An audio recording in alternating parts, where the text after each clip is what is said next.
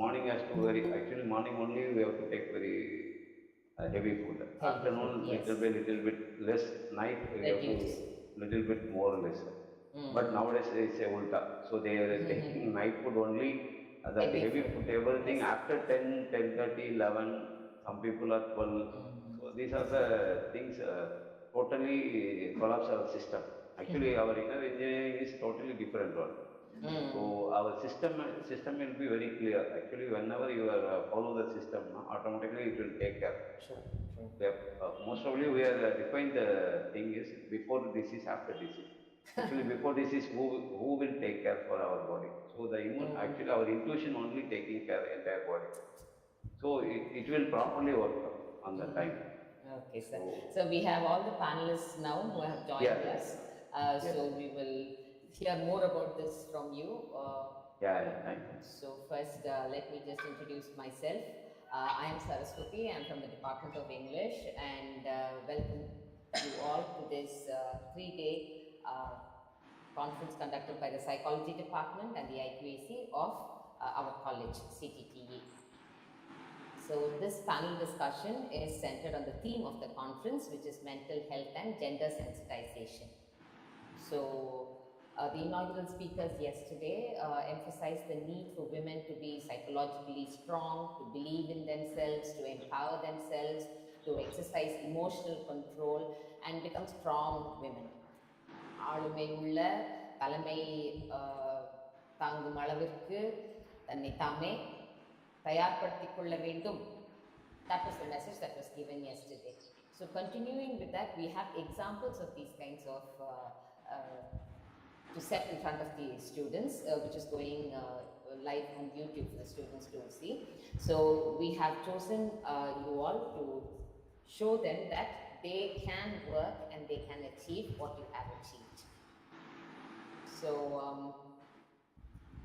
we will start this discussion, and the focus is going to be on mental health and gender sensitization, as this is the theme of the conference.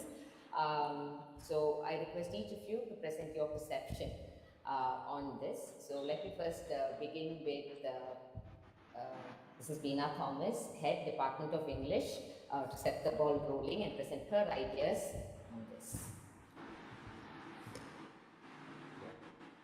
Ma'am, you're muted, ma'am.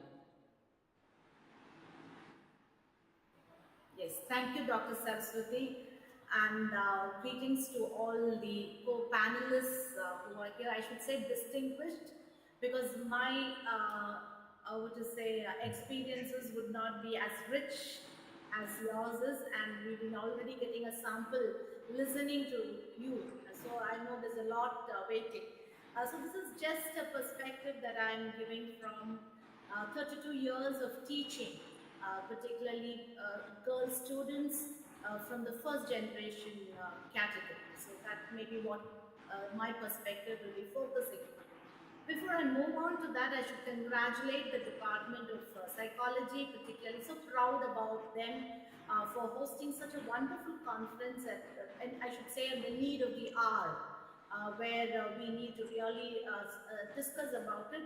At the same time, to ask ourselves, how long will we be discussing this? And now the Women's Day, we're discussing this. Will we stop this next year, 5 years later, 10 years later? This is also something that we need to think as we enjoy the conference. So to begin with, I should say, understanding patriarchy is perhaps the basis of understanding any issue that the gender is going through, any gender for that matter. So patriarchy and even understanding gender as a concept. I think these two would be the basis of understanding the conference concept today. Because patriarchy is so embedded in our system all over the world, and I think until today, even till today, we are constantly trying to battle this. We are trying to come out of this system of patriarchy. We are trying to find alternatives, or we are trying to negotiate through it. And this, I think, is the basis of all the attempts that are made in whatever way or in whatever manner it may be. So here again, patriarchy, although we define it as male domination, it's not just the men who are patriarchal. In fact, I find women to be a lot more patriarchal than men are. So that is also something that we need to keep in mind. And matriarchy is not an alternative to patriarchy, and that is where we are talking about gender equality. So it is not about one bossing over the other or one taking the role of the other. It is equal balance that we are looking to. So it's a whole big topic that we can keep talking about. But I always feel understanding patriarchy is important to understand all the other issues that are revolved around gender. The second aspect, which I think we all need to know and become familiar with, is the concept of gender. This again, we all have been tutored, we have studied, and we look at gender in the binary, the male and the female. Only of recent times we have accepted the third gender, and with a little bit of reading that I've done, I know that there are many varieties of gender. You know, I think there was an article, research article, which even listed about 44 combinations of chromosomes. So there again, we need to understand this division of masculinity, femininity itself is too binary, and it is not the way we have learned or we have internalized it. So if the understanding of these two happen, I think the rest of it can fall in place. So moving there on, I just want to quote a researcher who said, "Gender is the worst invention of mankind." So we blame, you know, today the world is looking at the nuclear weapons and we are blaming them, blaming the weapons as one of the worst invention, but equally worse is the invention of the gender, because all these have contributed to the kind of abuse that we are seeing in mental health. So does gender play a role in mental health? Yes, of course. Particularly when we connect it to the experiences that the gender, each individual in their respective gender go through, the experiences, the ambience, the environment, all these play a role. Now, coming to my experiences, I want to talk with in connection to the students that I deal with.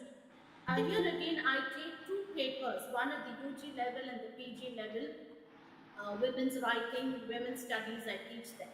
And one of the first exercise that I do is to warm them up to this paper, make them understand these concepts of patriarchy, concepts of gender. But finally, it all lands up in feminism. And when you talk about feminism, feminism is a bad word. And again, feminism is a very bad word. And students feel, okay, ma'am, are you asking us to be feminists? They don't want to.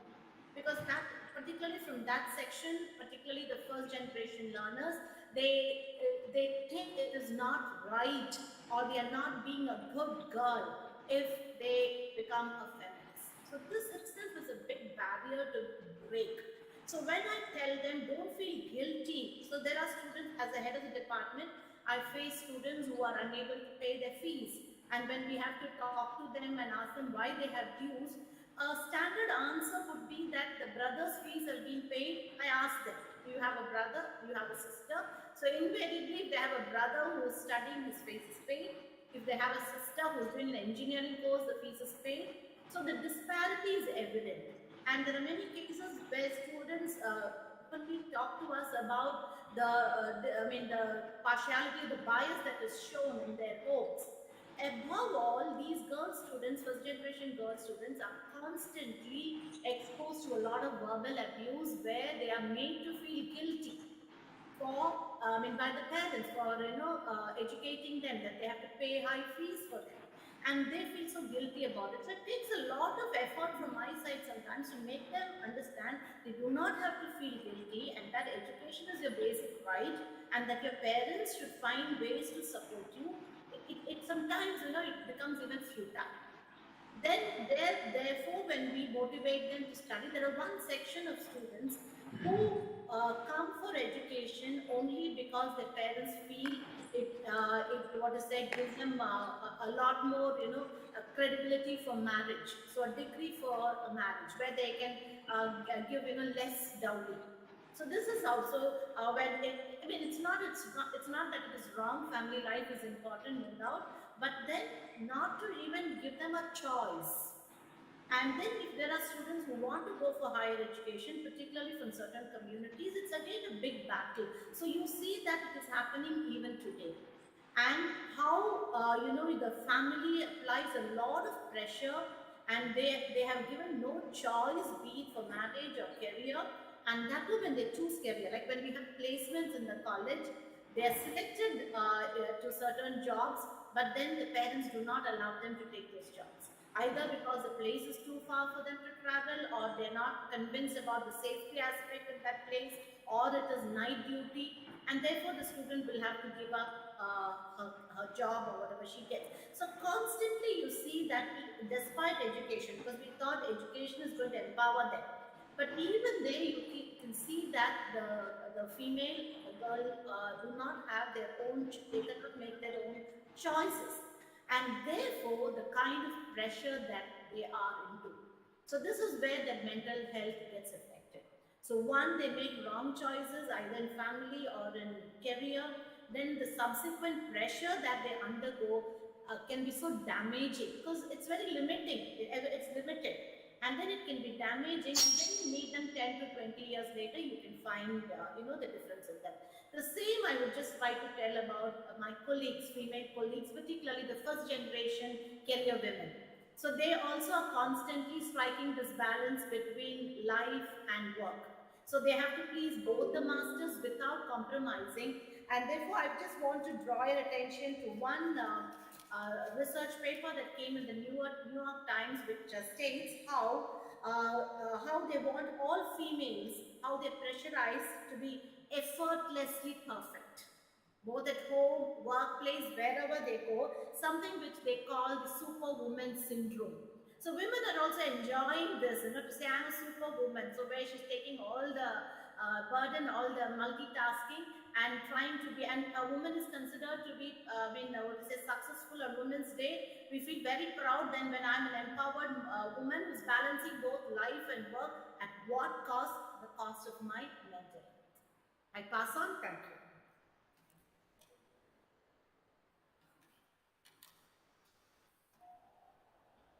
You're muted, Dr. Saraswati.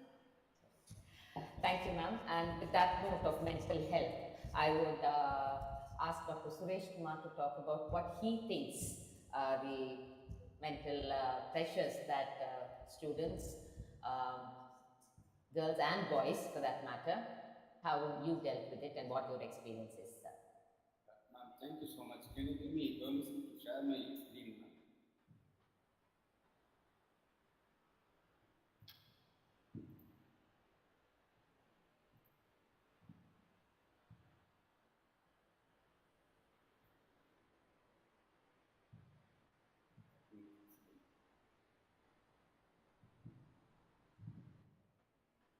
Yes, sir.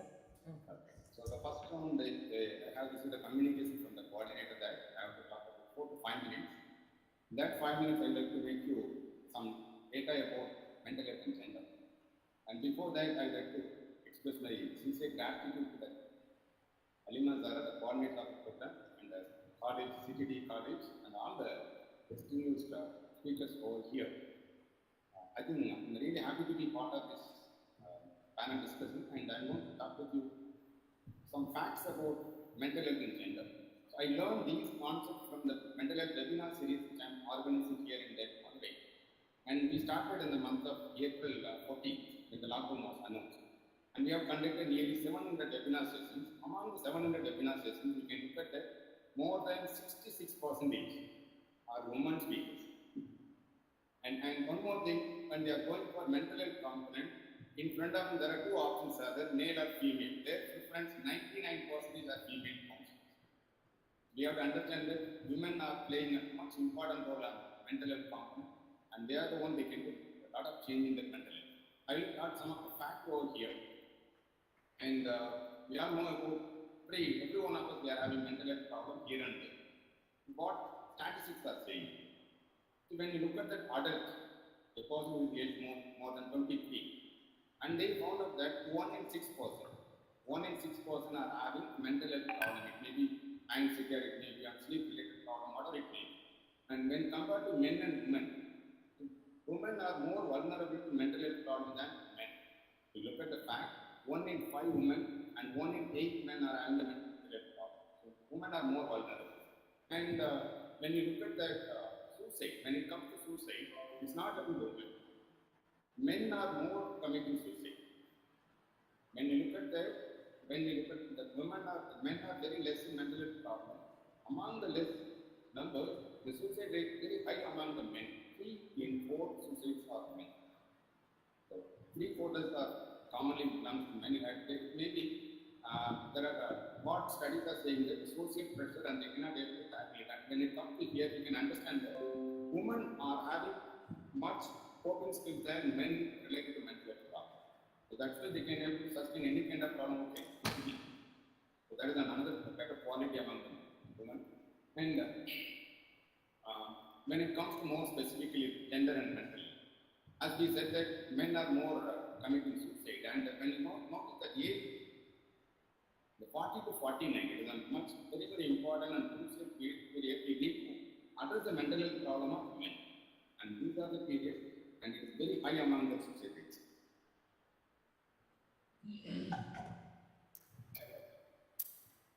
And here is another important fact I would like to share with you. As I said in the beginning, when it comes to adults, women are more vulnerable to mental health problem. It doesn't mean that when it comes to adolescents and youth, even adolescents youth, and it is fourfold than men. When it comes to male, they are having only 9% of mental health problem they are experiencing, but women it is on 56%. And among that mental health problem, when you look at the emotional related traumas, emotional abuse is highly experienced by women. And these are alarming facts. And we may ask that what will happen when we are not addressed at right time. When we look at that statistics at later stages, when we have any kind of problem, it is not because of the particular moment. It is because the traumatic experiences what we had in the childhood.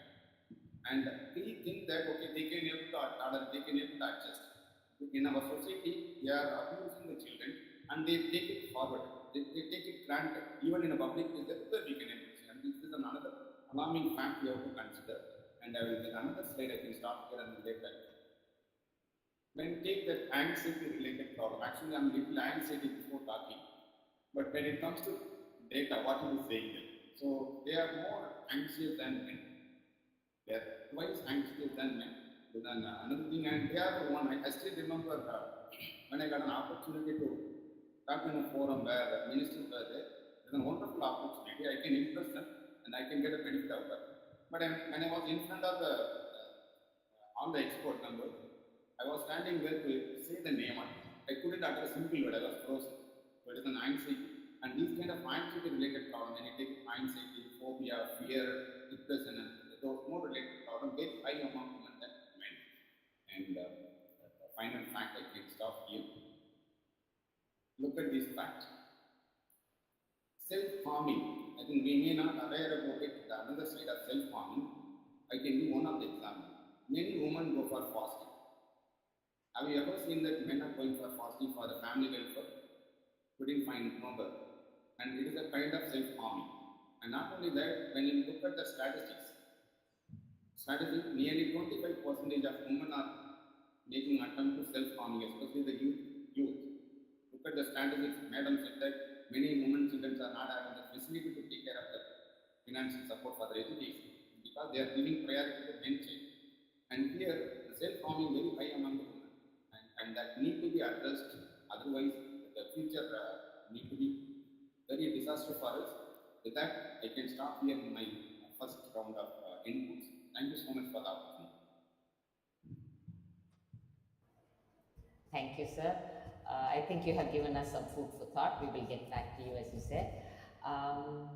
Ms. Mridula, your mic, please. Welcome. Hi. Yeah.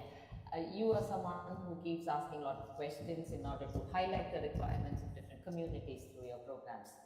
So I think your radio voice is very, very familiar and sought after for the soothing effect that you have on all of us.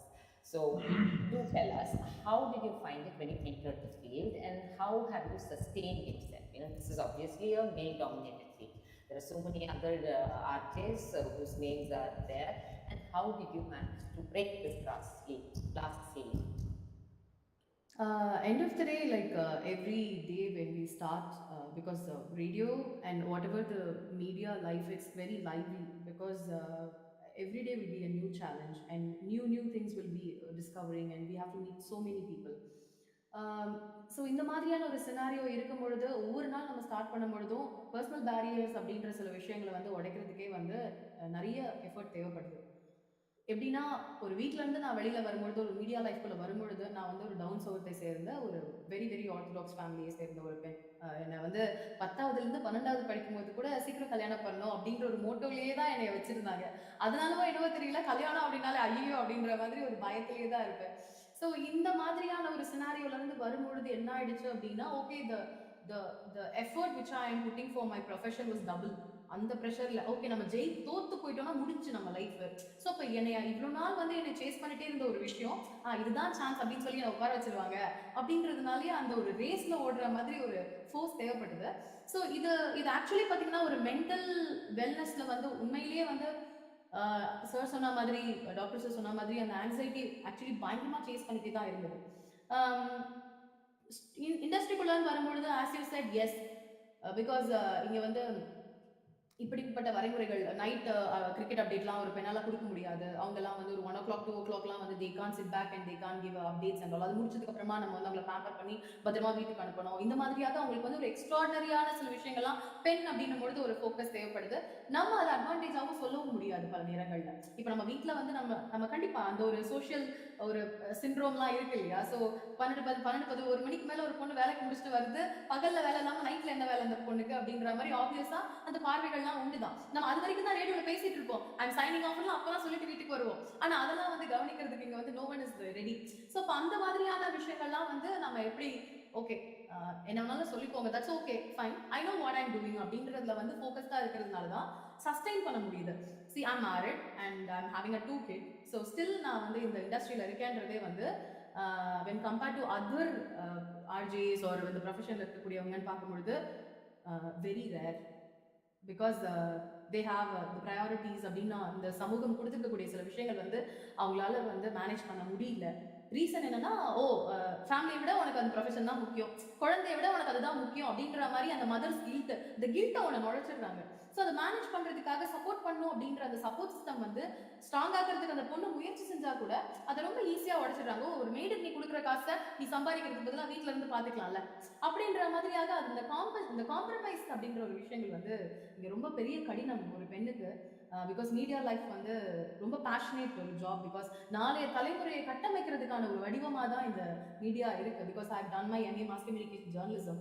So ஒரு Journal அப்படின்னு ஜேர்னலிசம்ல வந்து நாங்க படிச்ச ethics எல்லாம் வந்து இன்னைக்கு வந்து அப்படி காத்துல காணாம பல நேரங்கள்ல போயிருச்சு. ஸோ ஒரு பெண்ணை சித்தரிக்கிற விதமும் சரி, அவங்க சொல்லக்கூடிய விஷயங்களை வந்து எடுத்துக்கிற விதமும் சரி, கன்சியூம் பண்றதுமே சரி, இங்க வந்து சரியா வரையறுக்கப்படலையோ, அதை வந்து எஜுகேஷன்ல இருந்து நம்ம சொல்லிக் கொடுக்காம போயிட்டோமோ அப்படின்ற ஒரு வருத்தங்கள் உண்டு.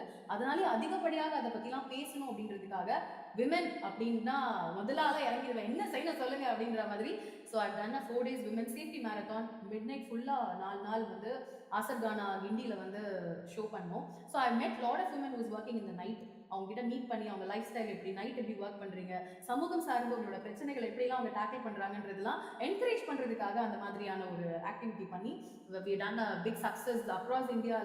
The one woman who done the marathon on women's safety 4 days continuous நைட்ல 3:30 மணிக்கு எந்திரிச்சு பால் பாக்கெட் போடுற முனிமாக்கால இருந்து நைட்டு வந்து நம்மளுடைய சிஎம்ஆர் ஸ்டேஷன்ஸ்ல ஒர்க் பண்ணிட்டு இருக்கக்கூடிய அக்கா வரைக்கும், அதுக்கப்புறம் இண்டஸ்ட்ரீஸ், அதாவது சினிமா இண்டஸ்ட்ரீஸ் நைட்டு பாட்டு எழுதிட்டு வர ஒரு சில பெண்கள், ஆக்சுவலி வெரி ஃபியூ, தாமரை, உமாதேவி, ஒரு சில பெண்கள் தான் இருக்காங்க. ஆனா இண்டஸ்ட்ரி ஃபுல்லா அவங்க தான் இருக்காங்கன்ற மாதிரியான பார்வைகளும் இங்க உண்டு. ஸோ அதெல்லாம் தான் இப்போ வந்து நம்ம பிரேக் பண்ண வேண்டியதா இருக்கு. ஸோ இதுதான் இந்த துறைனா இது ஆணுக்கான ஒண்ணுதான். ஒரு மியூசிக்னா குத்துப்பாட்டுலாம் ஒரு பையன் தான் போடணும், பொண்ணு எப்படி போட முடியும் அப்படின்ற மாதிரியாக நாங்களாம் ரசிக்க மாட்டோமா அப்படின்ற மாதிரியாக இந்த மித்தெல்லாம் கொஞ்சம் கொஞ்சமா உடைக்கிறதுக்கு வந்து கொஞ்சம் கடினமா தான் இருக்கு இந்த இண்டஸ்ட்ரியில. Yes, though we just trying to success. I think yeah, okay, I will get back to you for more. Thank you. And I think you received the India Turns Pink Award also, isn't it, for yes, your efforts? Yes. Congratulations. Okay. Mrs. Adi Lakshmi Lokamurthy is an advocate. Ma'am? Good morning, all. Good Am I morning. audible? Yes, ma'am. Yes, ma'am. morning, ma'am. Good So, morning. just as Mridula was asking the questions, Adilakshmi ma'am is someone who can answer the questions. She is a trainer and advisor in many corporate institutions. And, ma'am, I welcome you. And could you talk about yourself, your role in this gender sensitization in society?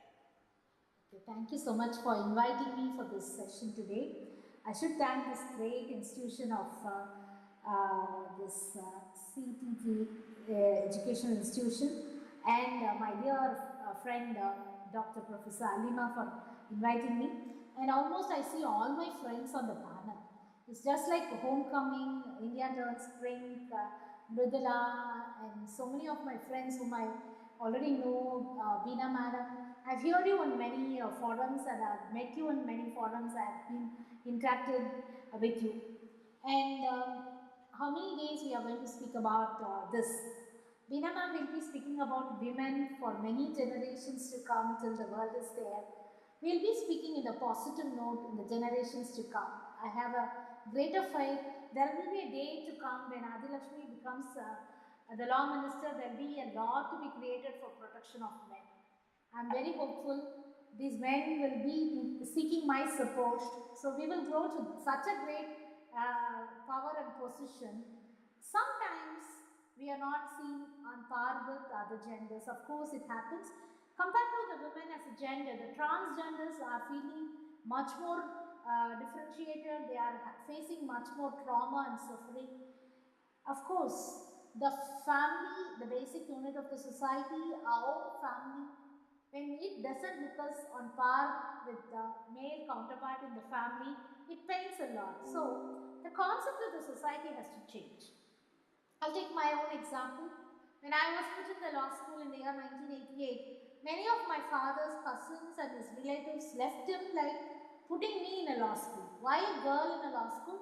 That too, we don't have only men in that family to get her married off. Why you have to make her study law, and till they are not getting connected because I'm a lawyer. Even in my family, I faced so many difficulties because I was the ugly duckling left out. I was not welcome. Even today, it happens even today. If at all anyone comes to me, they want to ask about the property dispute or the matrimonial dispute or the check bouncing cases which they have. They don't see me as one of the family members because I'm a lawyer always, so I don't mind it. I've just walked through it. So, if a girl is from a different walk of life, which the society doesn't accept, you have to be a teacher, you have to be a lawyer, and you have to be a doctor, you have to be this and that. No, that should not be the way. That should not be the way a woman has to be looked at. Your profession is different and your womanhood is different. Many people talk to me, you speak about women, you are a woman, basically, that's why you speak about women. No. பெண்ணா இருக்கிறதுனால பெண்ணியத்தை பேசக்கூடிய நிலை இல்லை. Even if I had been a male, I'll be speaking about women because my heart and soul wasn't for a woman. As a lawyer, I'm not a woman as a professional, I'm a lawyer as a profession. There was discrimination in my profession too.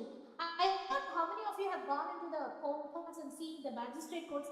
இங்கே சென்னையில் இருக்கக்கூடிய GPO, சைதாப்பேட்டோ, இருக்கக்கூடிய எக்மோரோ, தாம்பரம்ல இருக்கக்கூடிய கோர்ட்ஸோ, magistrate courts, நான் சொல்றது இங்கே இருக்கக்கூடிய குற்றவியல் நீதிமன்றங்கள்ல பெரும்பாலும் ஆண்கள் பயணிக்கக்கூடிய அந்த தளத்துல they will not leave a way to anyone to enter.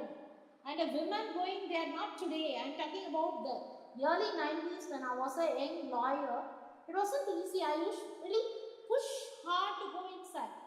There'll be instruction from my seniors, don't take cases there, just go only to the high court, the high court is safe.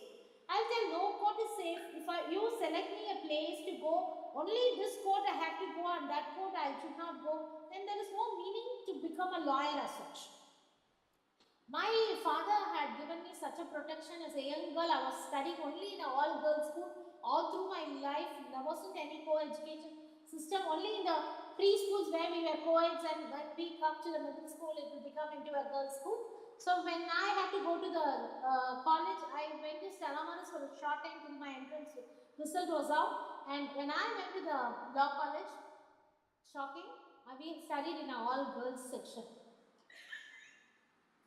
Actually, I thought My father gave a great lecture to me before going inside the law school. I will not curtail you. I will give a long room for you. You have to be on par with men, everything. I thought the ceremonies is all girls' school. You can wear whatever you want. You can play. You can talk. You can enjoy. You go into law school always surrounded by men. What will happen? We went. We were segregated. There were 2 boys section, 1 all girls section.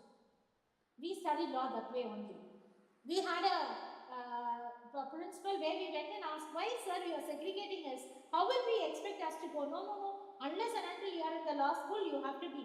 Only in the optional subjects which we select at the end of the final year, we are supposed to go to the sections where the subject is there, where we will find few boys.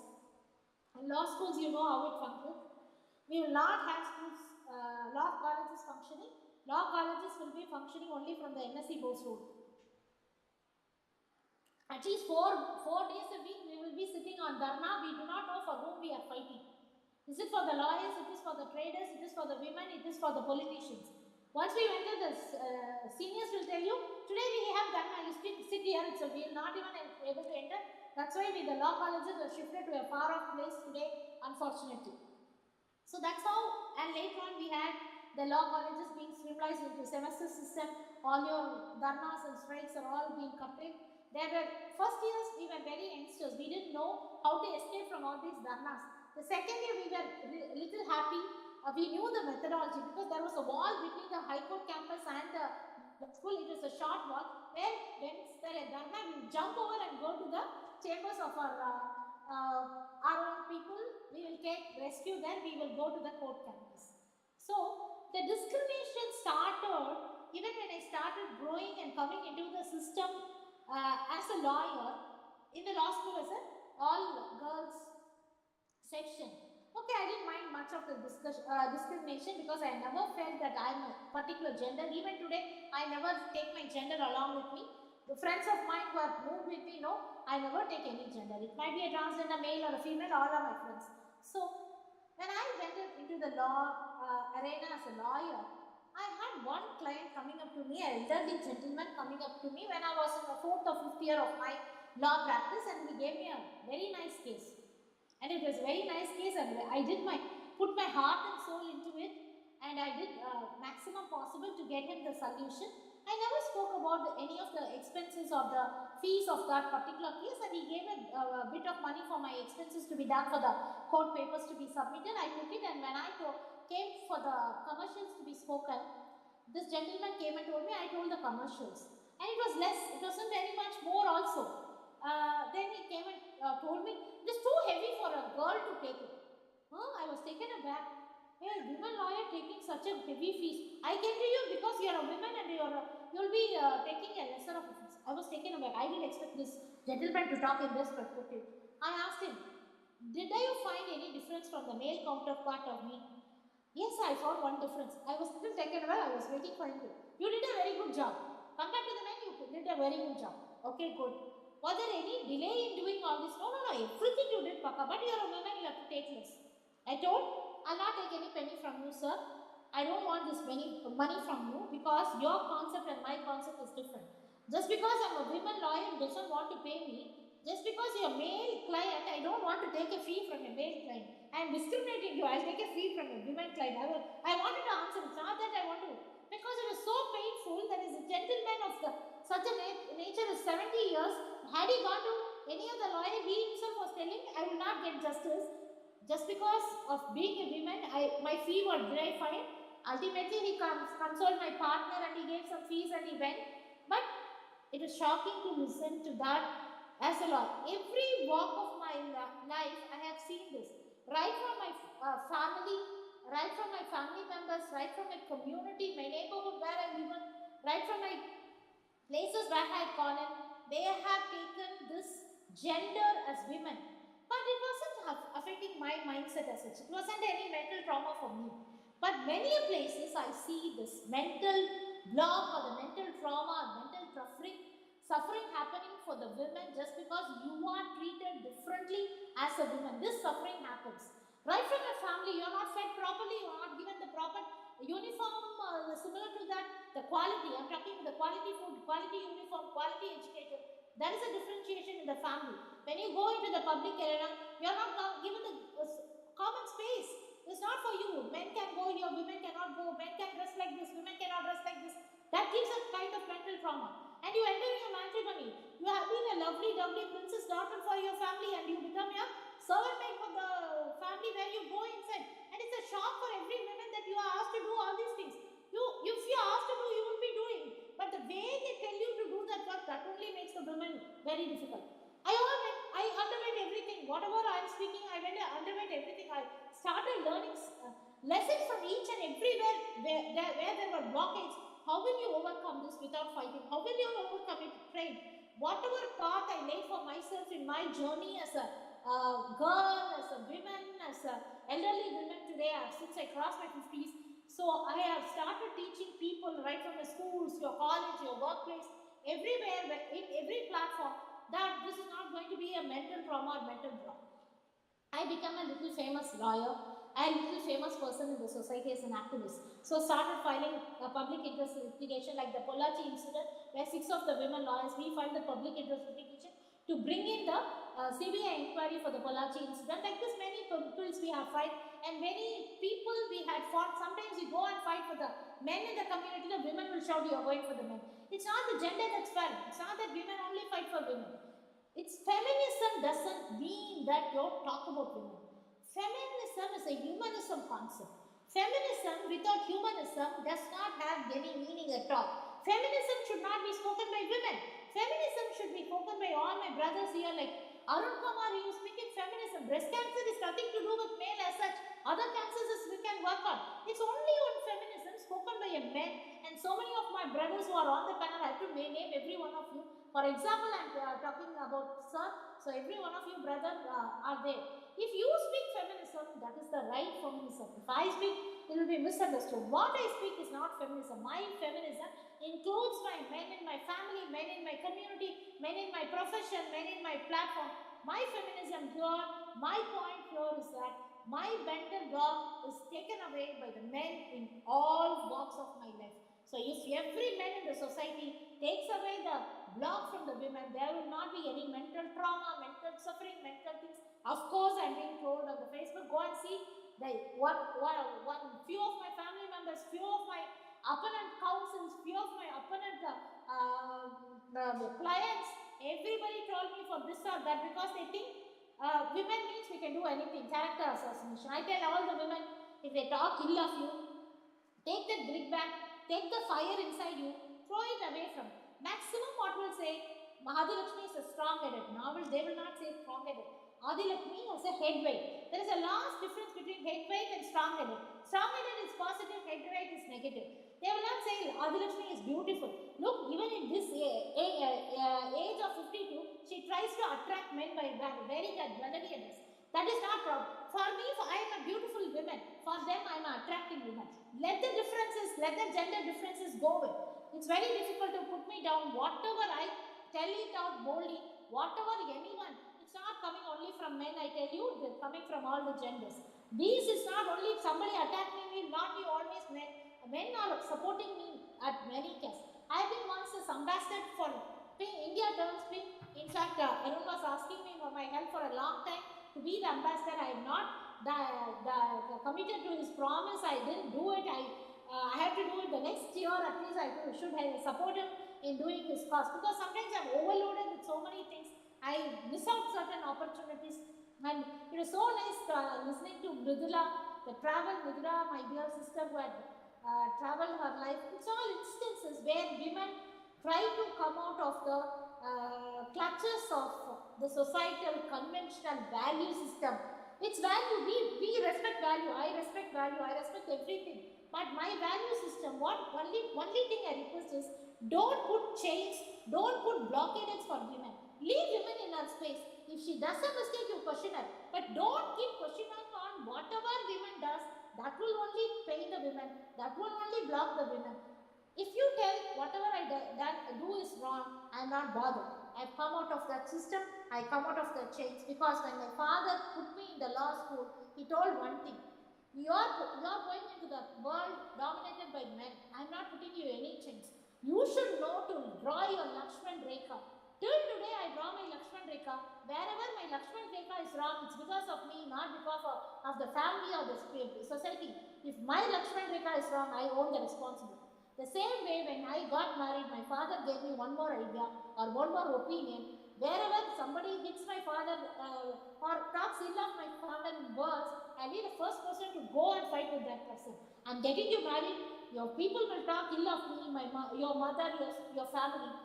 Kindly don't pounce like you pounce on others. You just wait a moment, listen to them, try to understand the situation and come to terms. This one thing helped me not to fight with my mother-in-law, who is a real, very difficult person, for 4 years. After that, I understood my mother-in-law.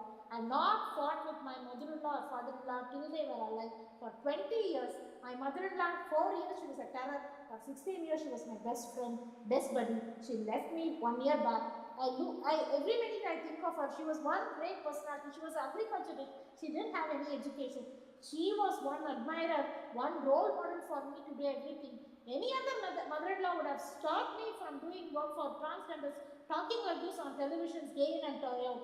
This one mother-in-law, Ponnamal, helped me come through all the troubles in my personal and professional life. So this barrier or mental blockage for women will be from home to the last moment she travels.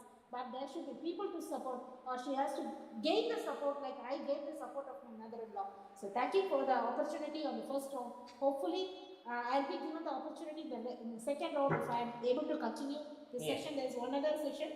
So I'll be leaving around 12:15 for one another session. If there is an opportunity, thank you so much. I'll get back to you. Wishing you all well. Thank you. Thank you. Good. Wonderful. So, Dr. Srilata, would you consider that the same kind of pressure in the academic circle? அனைவருக்கும் வணக்கம். கேட்கலாமா? Yes, ma'am. Continue. அனைவருக்கும் வணக்கம். முதல்ல இந்த கல்வி குழுமத்துக்கு நான் என்னுடைய மிகப்பெரிய நன்றியை சொல்லியே ஆகணும். ஏன்னா இன்னைக்கு மனம் சார்ந்த விஷயத்த ஒரு டாபிக்கா ஒரு தலைப்பா எடுத்து பேசுறது பெரிய விஷயம்னு நினைக்கிறேன். ஏன்னா இன்னைக்கு மனம் எதை நோக்கி பயணிக்கிறதே தெரியாத ஒரு இடத்தை நோக்கி தான் நம்ம போயிட்டு இருக்கோம். இப்போ மனம் எப்படி இருக்கு, இந்த பெண்கள் எப்படி இருக்காங்க, அந்த பெண்கள் சங்ககால பெண்களோட எப்படி ஒப்பிட்டு பார்க்கலாங்கிற ஒரு சின்ன செய்தியை மட்டும் நான் பகிர்ந்துக்கணும்னு நினைக்கிறேன். என்னுடைய பார்வையில இன்னைக்கு பெரும்பான்மையான மனிதர்களுக்கு, பெண்கள் நாட்கள பொதுவா மனிதர்களுக்கு அந்த நிதானம் பொறுமை இல்லையோ அப்படிங்கிற ஒரு எண்ணம் நமக்குள்ள இருந்துட்டே இருக்கு. இதுக்கெல்லாம் அடிப்படை காரணம் மனம் தான் நான் பார்க்கிறேன், மனமா தான் நான் பார்க்கிறேன். மனம் எப்படி இருக்கோ அப்படிதான் மனிதர்களுடைய செயல்பாடுகளும் இருக்கும் இல்லையா? சரி, அடுத்தது இந்த பெண்கள்னு வரும்போது பெண்களுக்கான சுதந்திரம் என்னதான் நம்ம 2022 ஆண்களுக்கு பெண் சமம் அப்படியெல்லாம் சொன்னா கூட எல்லா நிலைகளிலும் நம்ம சமமா இருக்கிறோமா அப்படிங்கிறது ஒரு சின்ன கேள்விக்குறிதான். இப்போ மேடம் தான் சொன்ன மாதிரி இந்த பெண்ணியம் சார்ந்த விஷயங்கள் பேசும்போது பெண்களை நானே நேரடியா பார்த்திருக்கேன். மேடையில வந்து பெண்ணியம் பேசிட்டு கீழே இறங்கி வந்த உடனே அவங்களுடைய தங்கச்சி அலைபேசி மூலமாக போன் பண்ணி ஏன் எங்க வீட்டுக்கு வரலன்னு கேட்பாங்க. அப்ப பெண்ணியம் எங்க இருக்கு? அப்ப மேடையில பலமுறை பேசிட்டு பல விஷயங்களை பேசிட்டு கீழே இறங்கி வந்த உடனே அவங்க வீட்டு பெண்ணுக்கு அவங்க அந்த சுதந்திரம் கொடுக்கறது இல்லை. இப்ப சங்க காலங்களில் அப்படி பெண்கள் இல்லவே இல்லை. இப்பவே இவ்வளவு பிரச்சனைகள் சமூகத்தை நோக்கி எதிர்கொள்கிற பிரச்சனைகள் இருக்குன்னா அப்போ ஒரு 3000-4000 வருஷங்களுக்கு முன்னாடி எப்படியெல்லாம் இருந்திருக்குங்கிறதுதான். ஒரு 2-3 விஷயங்களை மட்டும் நான் இங்க பகிர்ந்துக்கணும்னு நினைக்கிறேன். சங்க காலங்கள்ல பெண்கள் அவங்களுக்கான உடல் ரீதியான எல்லா விஷயத்தையுமே சொல்லியிருக்காங்க. வெளிப்படையா பாத்தீங்கன்னா மாதவிலக்கு பெண்களுக்கு ஏற்படுகின்ற அந்த பீரியட் அது தொடர்பாலாம் பெண்கள் பாடல்களை எழுதியிருக்காங்க, பாடியிருக்காங்க. இப்ப இந்த காலகட்டத்திலையும் பெண்களை வெளிப்படையா பேச முடியல. உடனே ஒரு ஏளனமான ஒரு பார்வை வந்துருது இல்லையா? உடனே ஒரு குற்றமோ வெட்கமோ அதை பத்தி பேசக்கூடாதுன்ற மாதிரியான ஒரு வர்ணனையோ வந்துருது. சங்க கால பெண்களுக்கும் அந்த சிக்கல் இருந்திருக்கும். ஆனா அதை எதிர்த்து ஒரு மனக்குறியோட அவங்க இப்படி எல்லாம் பேசியிருக்காங்க. இப்ப உடல் ரீதியான விஷயம், அல்குல் முலை அப்படின்னு சார்ந்த உடல் உறுப்புகள் சார்ந்த உணர்வுகளையும் அவங்க தடையே இல்லாம வெளியில பேசியிருக்காங்க. அது அவங்களுக்கான ஒரு துணிவு தான். அப்படிதான் நான் அவங்களை பார்க்கிறேன். அந்த துணிவு இப்ப இருக்கான்னு கேட்டா நிச்சயமா இல்லைங்கிறதுதான். மிருதுளா மேடம் நல்லா சொல்லியிருந்தாங்க. அவங்களுக்கு அவங்க வாழ்க்கையில ஏற்பட்ட பிரச்சனைகள். இப்பவும் நான் வந்து ஒரு கவிதை நூல் வெளியில எழுதும்போது அந்த உடல் சார்ந்த உணர்வுகள் நான் பதிவு பண்ணிருக்கேன். நிறைய விமர்சனங்கள், குறிப்பா பெண்கள் தான் எப்படி நீங்க எழுதலாம், எப்படி இந்த அல்குல் சார்ந்த வார்த்தைகளையோ முலை சார்ந்த வார்த்தைகளையோ வேட்டை சார்ந்தோ எப்படி நீங்க பதிவு பண்ணலாம்ங்கிறதுதான் எனக்கு முன் வச்ச கேள்வியே. அப்ப அவங்க கிட்ட நான் என்ன சொல்றேன்னா 3000 வருஷத்துக்கு முன்னாடி ஒரு பொண்ணுங்க எழுதிட்டாங்க, பெண்கள் எழுதிட்டாங்க. இப்ப நான் ஏன் எழுதக்கூடாதுன்றத என்னுடைய ஆதங்கமே. நிறைய விமர்சனங்களை நான் அதுக்கு எதிர்கொள்ற நிலையில இருக்கேன். ஒரு பெண்ணாக வெளியில வரும்போது ரொம்ப இயல்பா நிறைய விஷயங்களை வச்சு அவங்க அழுத்தணும் பாக்குறாங்க. பார்க்கும்போது அவங்க செயல்படுத்த முடியலன்னா அவங்க கைவிக்கிற ஒரே விஷயம் கேரக்டர் அனலைஸ் பண்றதுதான். கொஞ்சம் பார்க்க நல்லா இருக்கு, அதனால உங்களுக்கு நிறைய கான்டெக்ட் இருக்கு. இதெல்லாம் நான் எதிர்கொண்ட ஒரு விஷயம், ஃபேஸ் பண்ண விஷயம். அப்போ நமக்கான ஆளுமை அங்க வெளியில சொல்லவே இல்லை. இப்போ பல மணி நேரம் நம்ம வீட்லயும் உழைக்கிறோம், இந்த ஹவுஸ் மேடெல்லாம் வச்சுக்கிறது இல்லை, வீட்லயும் உழைக்கிறோம், பல மணி நேரம் வெளியில வந்து உழைக்கிறோம். அதை தாண்டி ஒரு எழுத்தாளராக, ஒரு பேச்சாளராக, இதழியல் ஆசிரியராக, இப்படி பல பின்னணிகள் இருக்கு. இதுக்கெல்லாம் காரணம் கூட என்னை சுற்றி இருந்த மனிதர்கள் தான். இப்போ என்னுடைய குடும்பத்துல நான் தான் முதல் பெண் பட்டதாரி, முதல் முனைவரும் நான் தான். அப்ப என்னன்னா, நான் பிறக்கும் போதே ஒரு பெண் அப்படிங்கிற ஒரு பெண் குழந்தையா பிறந்திருக்குன்னு சொன்ன அந்த ஒரு வார்த்தை தான் என்னுடைய காதுகளுக்கு வந்து விழும்போது, ஒரு பொண்ணுதான் பிறந்திருக்கா, அப்ப வெறும் பெண் தானா, ஸ்ரீலகாங்கிறது வெறும் பெண் தானா அப்படிங்கிற அந்த ஒரு வார்த்தை தான் என்னை வந்து பல பரிமாணங்களுக்கு கொண்டு போச்சு. அதுக்கு முக்கிய காரணம் சங்க இலக்கியங்கள் தான். சங்க இலக்கியங்கள்ல இப்போ நம்ம பெண்கள் எல்லாம் இப்போ வாகனம் ஓட்டிட்டு போறாங்கிறது ரொம்ப இயல்பான ஒரு விஷயம். எந்த வாகனமா இருந்தாலும் சைக்கிளே ஓட்ட ஆரம்பிச்சிட்டாங்க.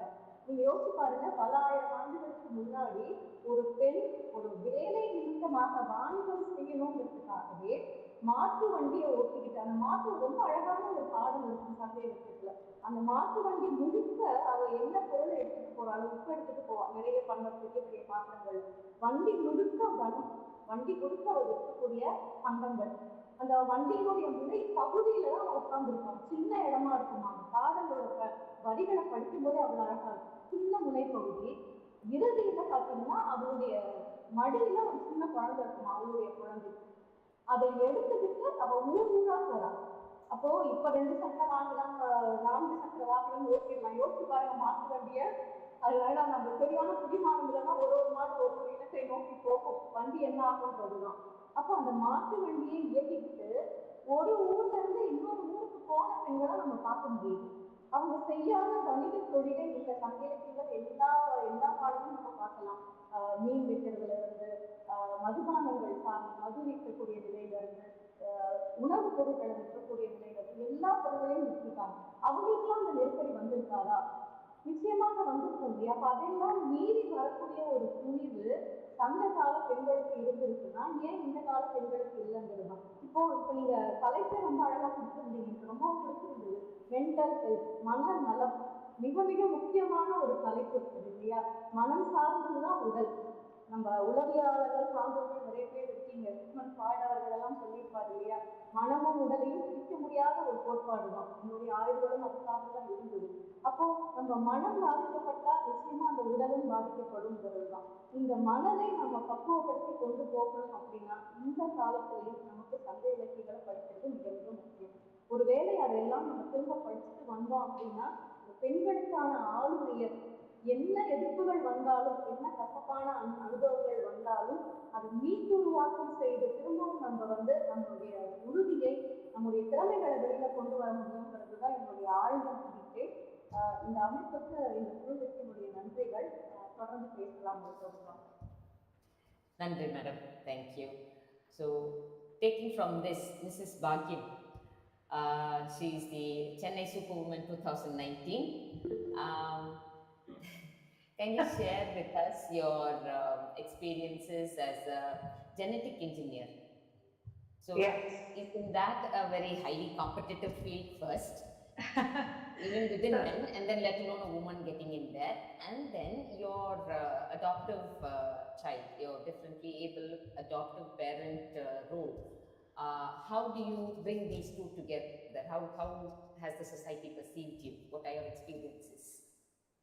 Hello, and firstly, thank you very much for this opportunity. Like I was hearing all the women and the men on the panel, it is so beautiful to have a conversation like this, because it's important to have a conversation, because that's how the work begins. Everybody was talking about how important and how many struggles a woman has, and I have a beautiful adjective along with being a woman, and that is disabled. And that has been my adjective from the beginning of my life. And I feel personally that mental health and gender sensitization go hand in hand.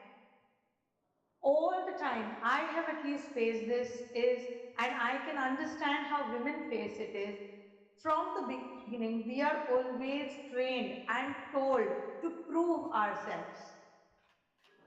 And like ma'am actually addressed, being a feminist is being human. So why always it has been that when you have a resume, rather than seeing the name of the on the resume, it is the skills that need to be read on it. It can be a man, it can be a woman, it can be a transgender, it can be anybody, but they need to be judged by their skills. I think that is when mental health of women and other genders will improve, because the stress of being judged by every single person and self judging ourselves will reduce. Because from the beginning, I have always been raised and told repeatedly that if I need to make a mark, if I need to do something, I need to prove myself. And more than learning, studying, and doing everything as per my passion, I had always got this on the back of my mind that I have to prove something to someone. I have to prove something to the society. I have to prove my worth. And thankfully, and I'm blessed, I can say, is after marriage, I realized that you have to do things for your happiness and not because it has to prove a point to anybody. So after I was a genetic engineer. I was working with Reliance Life Sciences for 5 years. I went through tremendous discrimination, not just about being a woman, but also being differently abled, where I actually had my senior come up to me repeatedly and tell me that, why do you need to work? You have studied, that's more than enough. Why are you troubling your parents by asking them to pick you up or drop you? Why are you asking for so many privileges? Why are you asking for a ramp? Why are you asking for a railing? Which are like the basic necessities for people. And for every single thing that I requested for was always termed as a demand for a differently abled woman, rather than thinking of it as something that might be required for anybody. Like anybody can have a fracture and need a railing. Anybody can have a fracture and need a ramp. But I was always segregated that you're very demanding because you're differently abled woman, and it's better that you sit at home, and it's better that you don't educate, because nobody is ever going to get married to you because you will be highly educated, differently able. And I used to always wonder that when at one point of time education is what gives you freedom, at the same time in our own society, education is the thing which people judge you for because you won't get married if you're highly educated. So the whole confusion, the rush, the judging went always hand in hand and actually showed the hypocrisy that is in the society about different things, where a girl is asked to study to get free, but at the same time, the girl is told you should not study beyond a point because then you won't get a partner in life. You won't get somebody who will be there with you. And after I became a genetic engineer, I moved to Chennai. I didn't find many opportunities in my field. I was trying because I wanted to be independent. Like all of our parents must have told, a woman is defined by her financial independence. So I wanted to be financially independent so that I had the respect. But my mother in law, who I would say is educated, not academically, but mentally, she came to me and told me, what is the point of being educated if you can't diversify, if you can't see something with an open spectrum? Education is not a degree. Education is not your academics. It is a mindset that you need to open up to. You need to not judge. You need to open your mind and open up your spectrum and do different things. And that is when the turning point happened that I wanted to participate in a beauty contest. Now, everybody thinks that beauty contest is for women who are in a box, women who are thin, women need to ramp walk, women need to be beautiful. I participated. I told I will ramp walk with a walker because I'm walking. It's not that I'm not. And they very beautifully welcomed me. And after passing through a lot of rounds, I finally won my crown, which was like the moment of my life of creating inclusion in a field which is not even inclusive for women because of their skin tone, because of their size, and I created that inclusion. But as the hypocritic society goes, everybody said it was a sympathy crown that was put on my head because differently abled, they made me a beauty queen, which I don't agree because I have learned to not judge myself. I have learned to not let people or me myself decide my capabilities. I want to be in a journey where I'm exploring my capabilities every single minute, every single second. And like ma'am mentioned, that the men have to be inclusive if you have to have a really inclusive society, a really inclusive workplace. And that happened when I adopted my son. And when we had to write the name of my son on the birth certificate, my husband included my name and his name on it. A lot of people said it was a style statement. But my husband told me, as much as a father plays a role in a child's life, a mother plays an equal role. And when we certify a mother as the last epitome of love and care for a wife, for a child, why is she not a part of the child's name? Why is she not a part of the child's identity? A lot of people are still questioning us for having put my name, and my husband keeps saying it is none of your business. It is my child, and my child has my wife's name, and I'm proud to have her as my wife. Not only that, whenever I participate in any kind of Thanksgiving, this is another thing. Everybody wants that a woman says that her husband is her support. They want that the woman says that the man in the house is giving her the permission, the man in the house is giving her the chance to do this. My husband says the other way around. He says, never take my name because you are achieving on your own skills. You are standing there solo and running the show.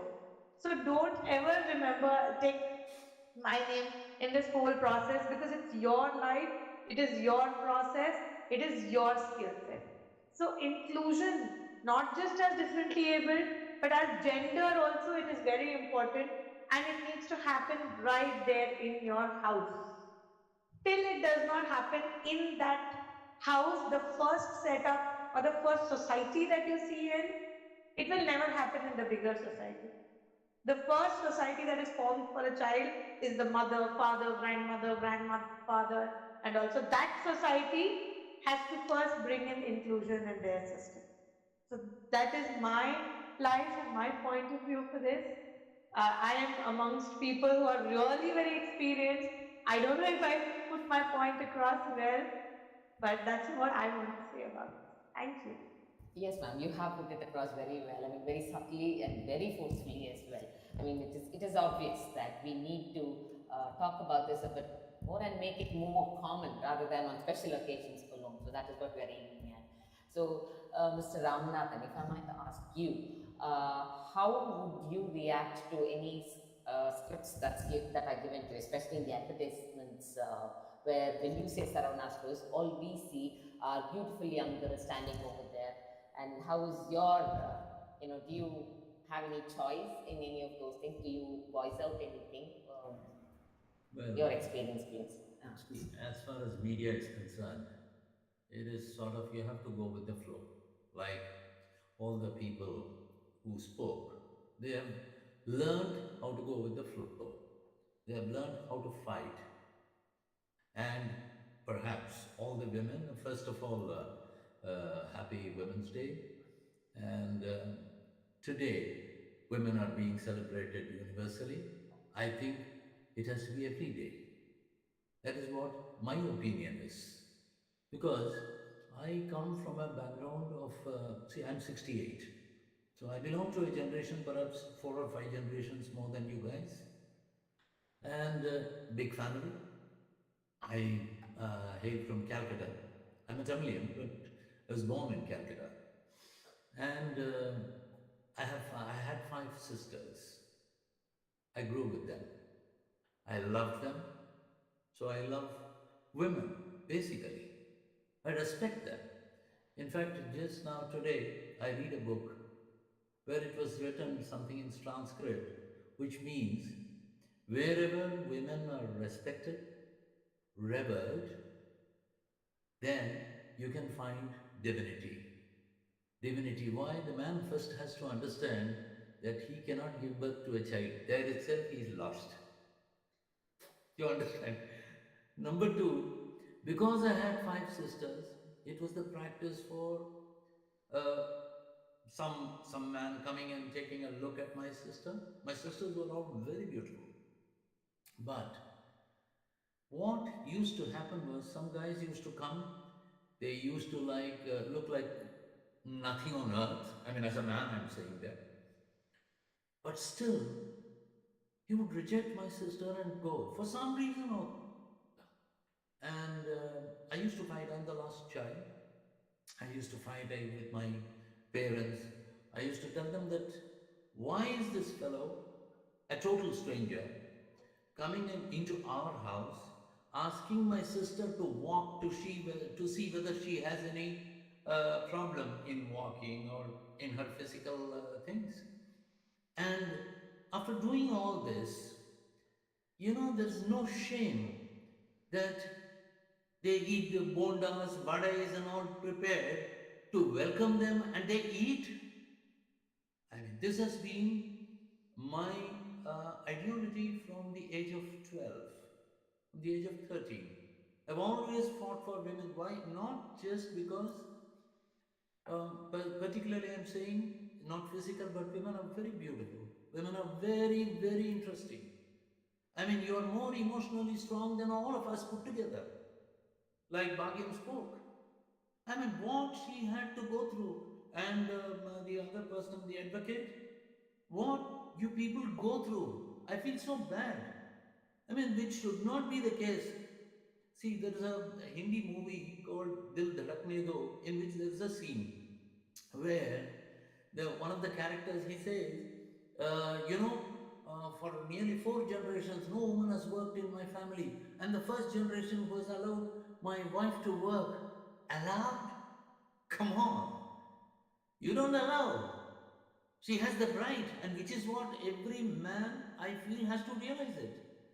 And as Bhagyam you said, I have always believed that it should start within the family.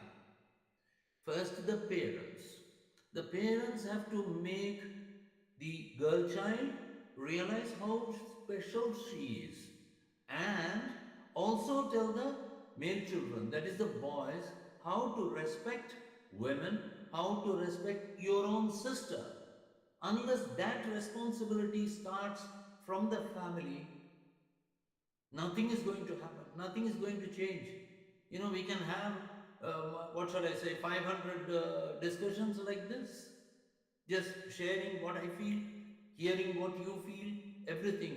But the core is, it has to start with the family. It has to start first from the man, and also the women should not feel that they are in any way inferior, whether you are good looking or not. Who the hell is the society to say you are good looking or you are not good looking?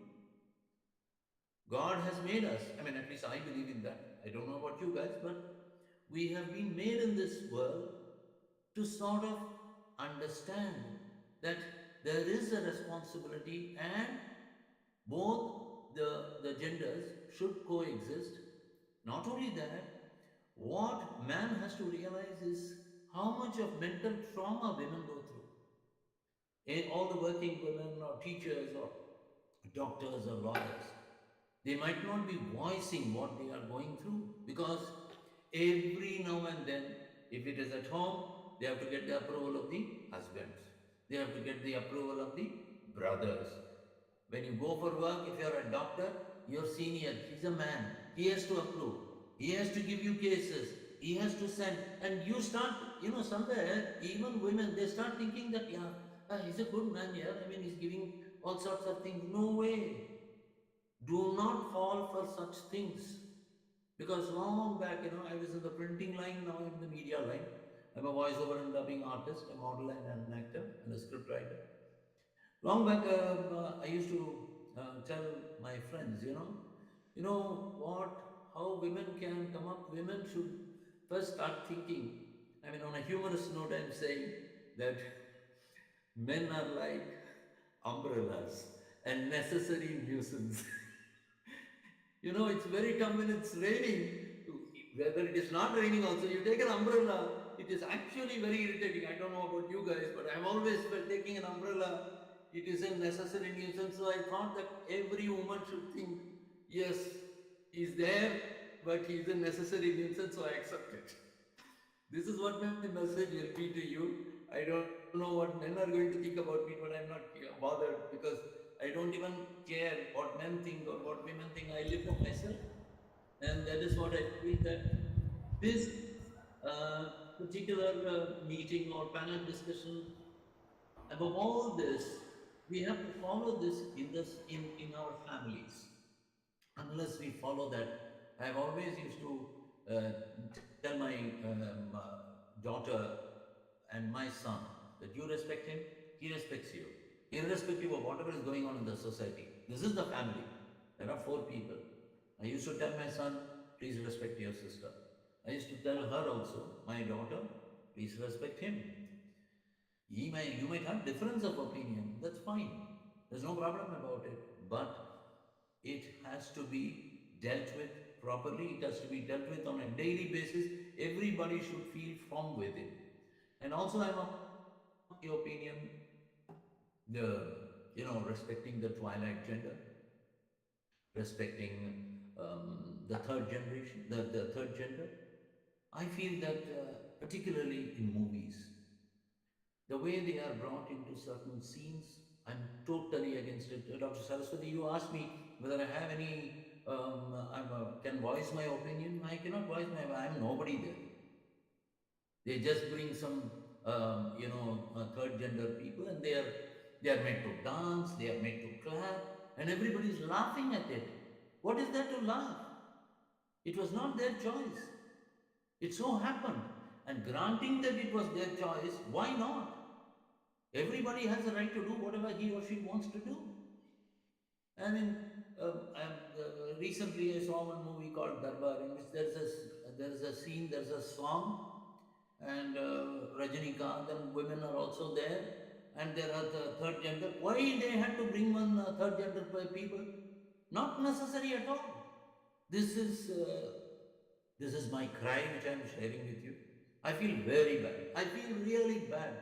I have stopped, long back. I'm in this field for the last 22 years. You won't believe, in my first or second year, Dr. Director K. Banachandar selected me for a serial.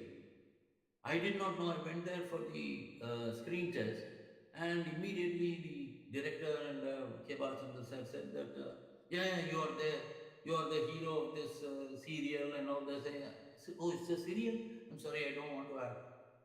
He said, what do you mean? I'm K. Balachandar. Do you know who I am? I said, I know who you are. But I don't want to act in the serials. I stopped watching serials. I might have watched one or perhaps two, that too for about 5 minutes.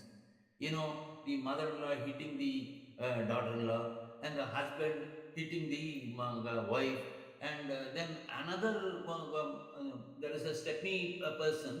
She comes and hits the wife. Arey yaar, what the hell are you showing? How the children are growing, looking at all these things. Their ideas will be so mixed that they will not be able to differentiate between good and bad. And media is doing this. Nobody can do anything about this. Rudra, you also spoke the kind of difficulties that you would have gone through. I very well understand, because when I go for movie dubbing and all that, most women, I talk to women very freely. This women, they come and, sir எப்படி இருக்கீங்க, நல்லா இருக்கீங்களா, நீங்க வந்து இப்போ பாருங்க, நீங்க வந்தோடனே எங்களுக்கெல்லாம் வந்து ஹலோ சொல்றீங்க அப்படின்னு. ஆமாம், உங்களுக்கெல்லாம் ஹலோ சொல்லாமல் இன்னும் விளையாட்டாக இருக்க. ஒரு பெண் வந்து எங்களை படைச்சதே நீங்க தான். ஒரு ஆணால ஒரு குழந்தையை பிறக்க முடியாது. அங்கேயே முதல்ல தோத்துட்டாரு அவரு. ரெண்டாவது, ஒரு பெண் வந்து சுயமரியாதையோட, நீங்க வந்து உங்க சுயமரியாதையை நீங்க மெயின்டைன் பண்ணணும். அதுதான் வந்து ரொம்ப முக்கியம். உங்க ஹஸ்பண்டா இருக்கட்டும், உங்க பிரதரா இருக்கட்டும், யாரா இருக்கட்டும், உங்க அப்பாவா கூட இருக்கட்டும். அந்த ரெஸ்பெக்ட் உங்களுக்கு கிடைக்கலன்னு வைங்க, அதுக்கப்புறம் என்ன வாழ்க்கையில நம்ம நம்ம எல்லாருமே தோத்தா மாதிரி தான் நம்ம நினச்சிக்கணும். அவ்வளோதான் நான் சொல்லுவேன். So on this Women's Day, wish you all the best, and I hope definitely things change. Is what Yes, my opinion. yes. I think people like you, when you start thinking like that, then you will be able to pass on this kind of message, and we should. Just one point I want to say. Yes, sir. As I told you, my sisters, some men used to come and see and make to reject, and my sisters will cry. So I used to tell them that, listen, have you ever looked into the mirror? There's such a beautiful girl. That fellow looks like an oaf. So be happy that he was not connected to you in some manner. Yes, yes. Perhaps he would have got divorced within 1 or 2 days. Who knows? So don't cry about it. And it was one of the reasons why I told my parents, I come from a family where the horoscopes are being shared, for my son, for my daughter. I said, don't give out my horoscopes at all. First of all, I don't believe in horoscopes. We decide, I mean, it's a very personal thing, of course, but we decide what we have to do. So my mother said, suppose you keep on aging and you don't get married. So what happens, da? I said, Ma, I've got so many women. Not like to one, my mother started laughing first, and then she was angry. She said, don't talk like that. I said, Ma, I was just joking. I want to fall in love with some woman, and I have to carry on my life. I do not want to go for this arranged marriage. This is what I wanted to say. So I'm not saying not against arranged marriage, but what happens is when you fall in love and you get married, at least you have the joy, right? You can point a finger at them. Listen, not just me falling in love with you, you also fell in love. Fell in love with. That is a very novel take on. Okay, so I wanted to share this. That's all. Yeah. Thank you, sir. Thank you. We'll get back to you. Dr. Jayam Kannan, Madam, how would you relate the physical fitness, not just the mental health, ma'am, your mic, not just the mental illness, mental health, how about the physical fitness? Because Mr. Anupman was telling us about how young girls are addicted to eating junk food. I feel it is more of staying together and having fun. Since that is curtailed to them, so they simply go to these places, they sit down together and they start eating. They're not allowed to do something extraordinary. So how does this affect their life? Can you allow me to share my presentation? Please. Yes.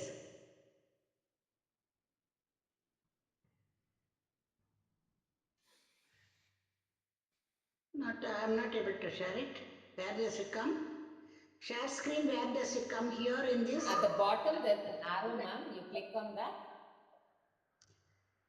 No. Cancel.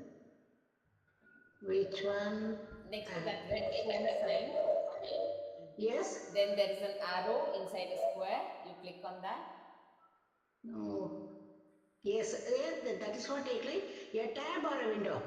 A tab, ma'am. Yes. But not coming in? It will show you on the screen and you have to choose the PPT.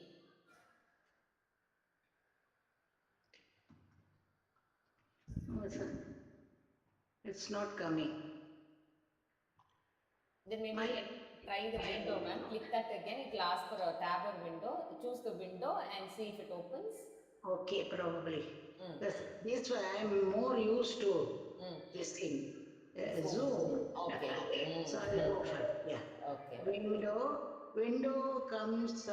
No, the window comes only with this one. It's not coming. It has to be a tab only. Okay. Yeah, but it's not coming in. Because my presentation, PCOD PowerPoint, I am able to see in my. It's not coming. It's okay. So let me talk to you even without this one. See, whenever a girl is there in the college, just think the girl has entered the college. She is in the beginning of her reproductive life with all the full action of the hormones. Estrogen is one, which is a hormone which makes her shine a lot and gives changes to her body. If you think ஒரு இந்திய பெண்ணு அப்படின்னு எங்க படத்துல பார்த்தாலும் நல்ல துடி இடையாள், நல்ல ஒரு அழகான மார்பகம், நல்ல ஒரு கால்கள், நல்ல தலைமுடி, அழகான தலைமுடி. அதை இந்த காலத்துல விரிச்சு போட்டது, அந்த காலத்துல பின்னி போட்டது. இப்படிதான் நம்ம ஒரு பெண்ணுன்னா இமேஜின் பண்றோம். இதே ஒரு வெஸ்டர்ன் கேர்ள்னா என்ன பண்றாங்க? நல்ல டால், லீன். அவங்களுக்கு இந்த ஹிப்பு சின்னது அதெல்லாம் கிடையாது. அவங்களுக்கு பிக் பேக். அதுதான் ரொம்ப ரொம்ப முக்கியம்.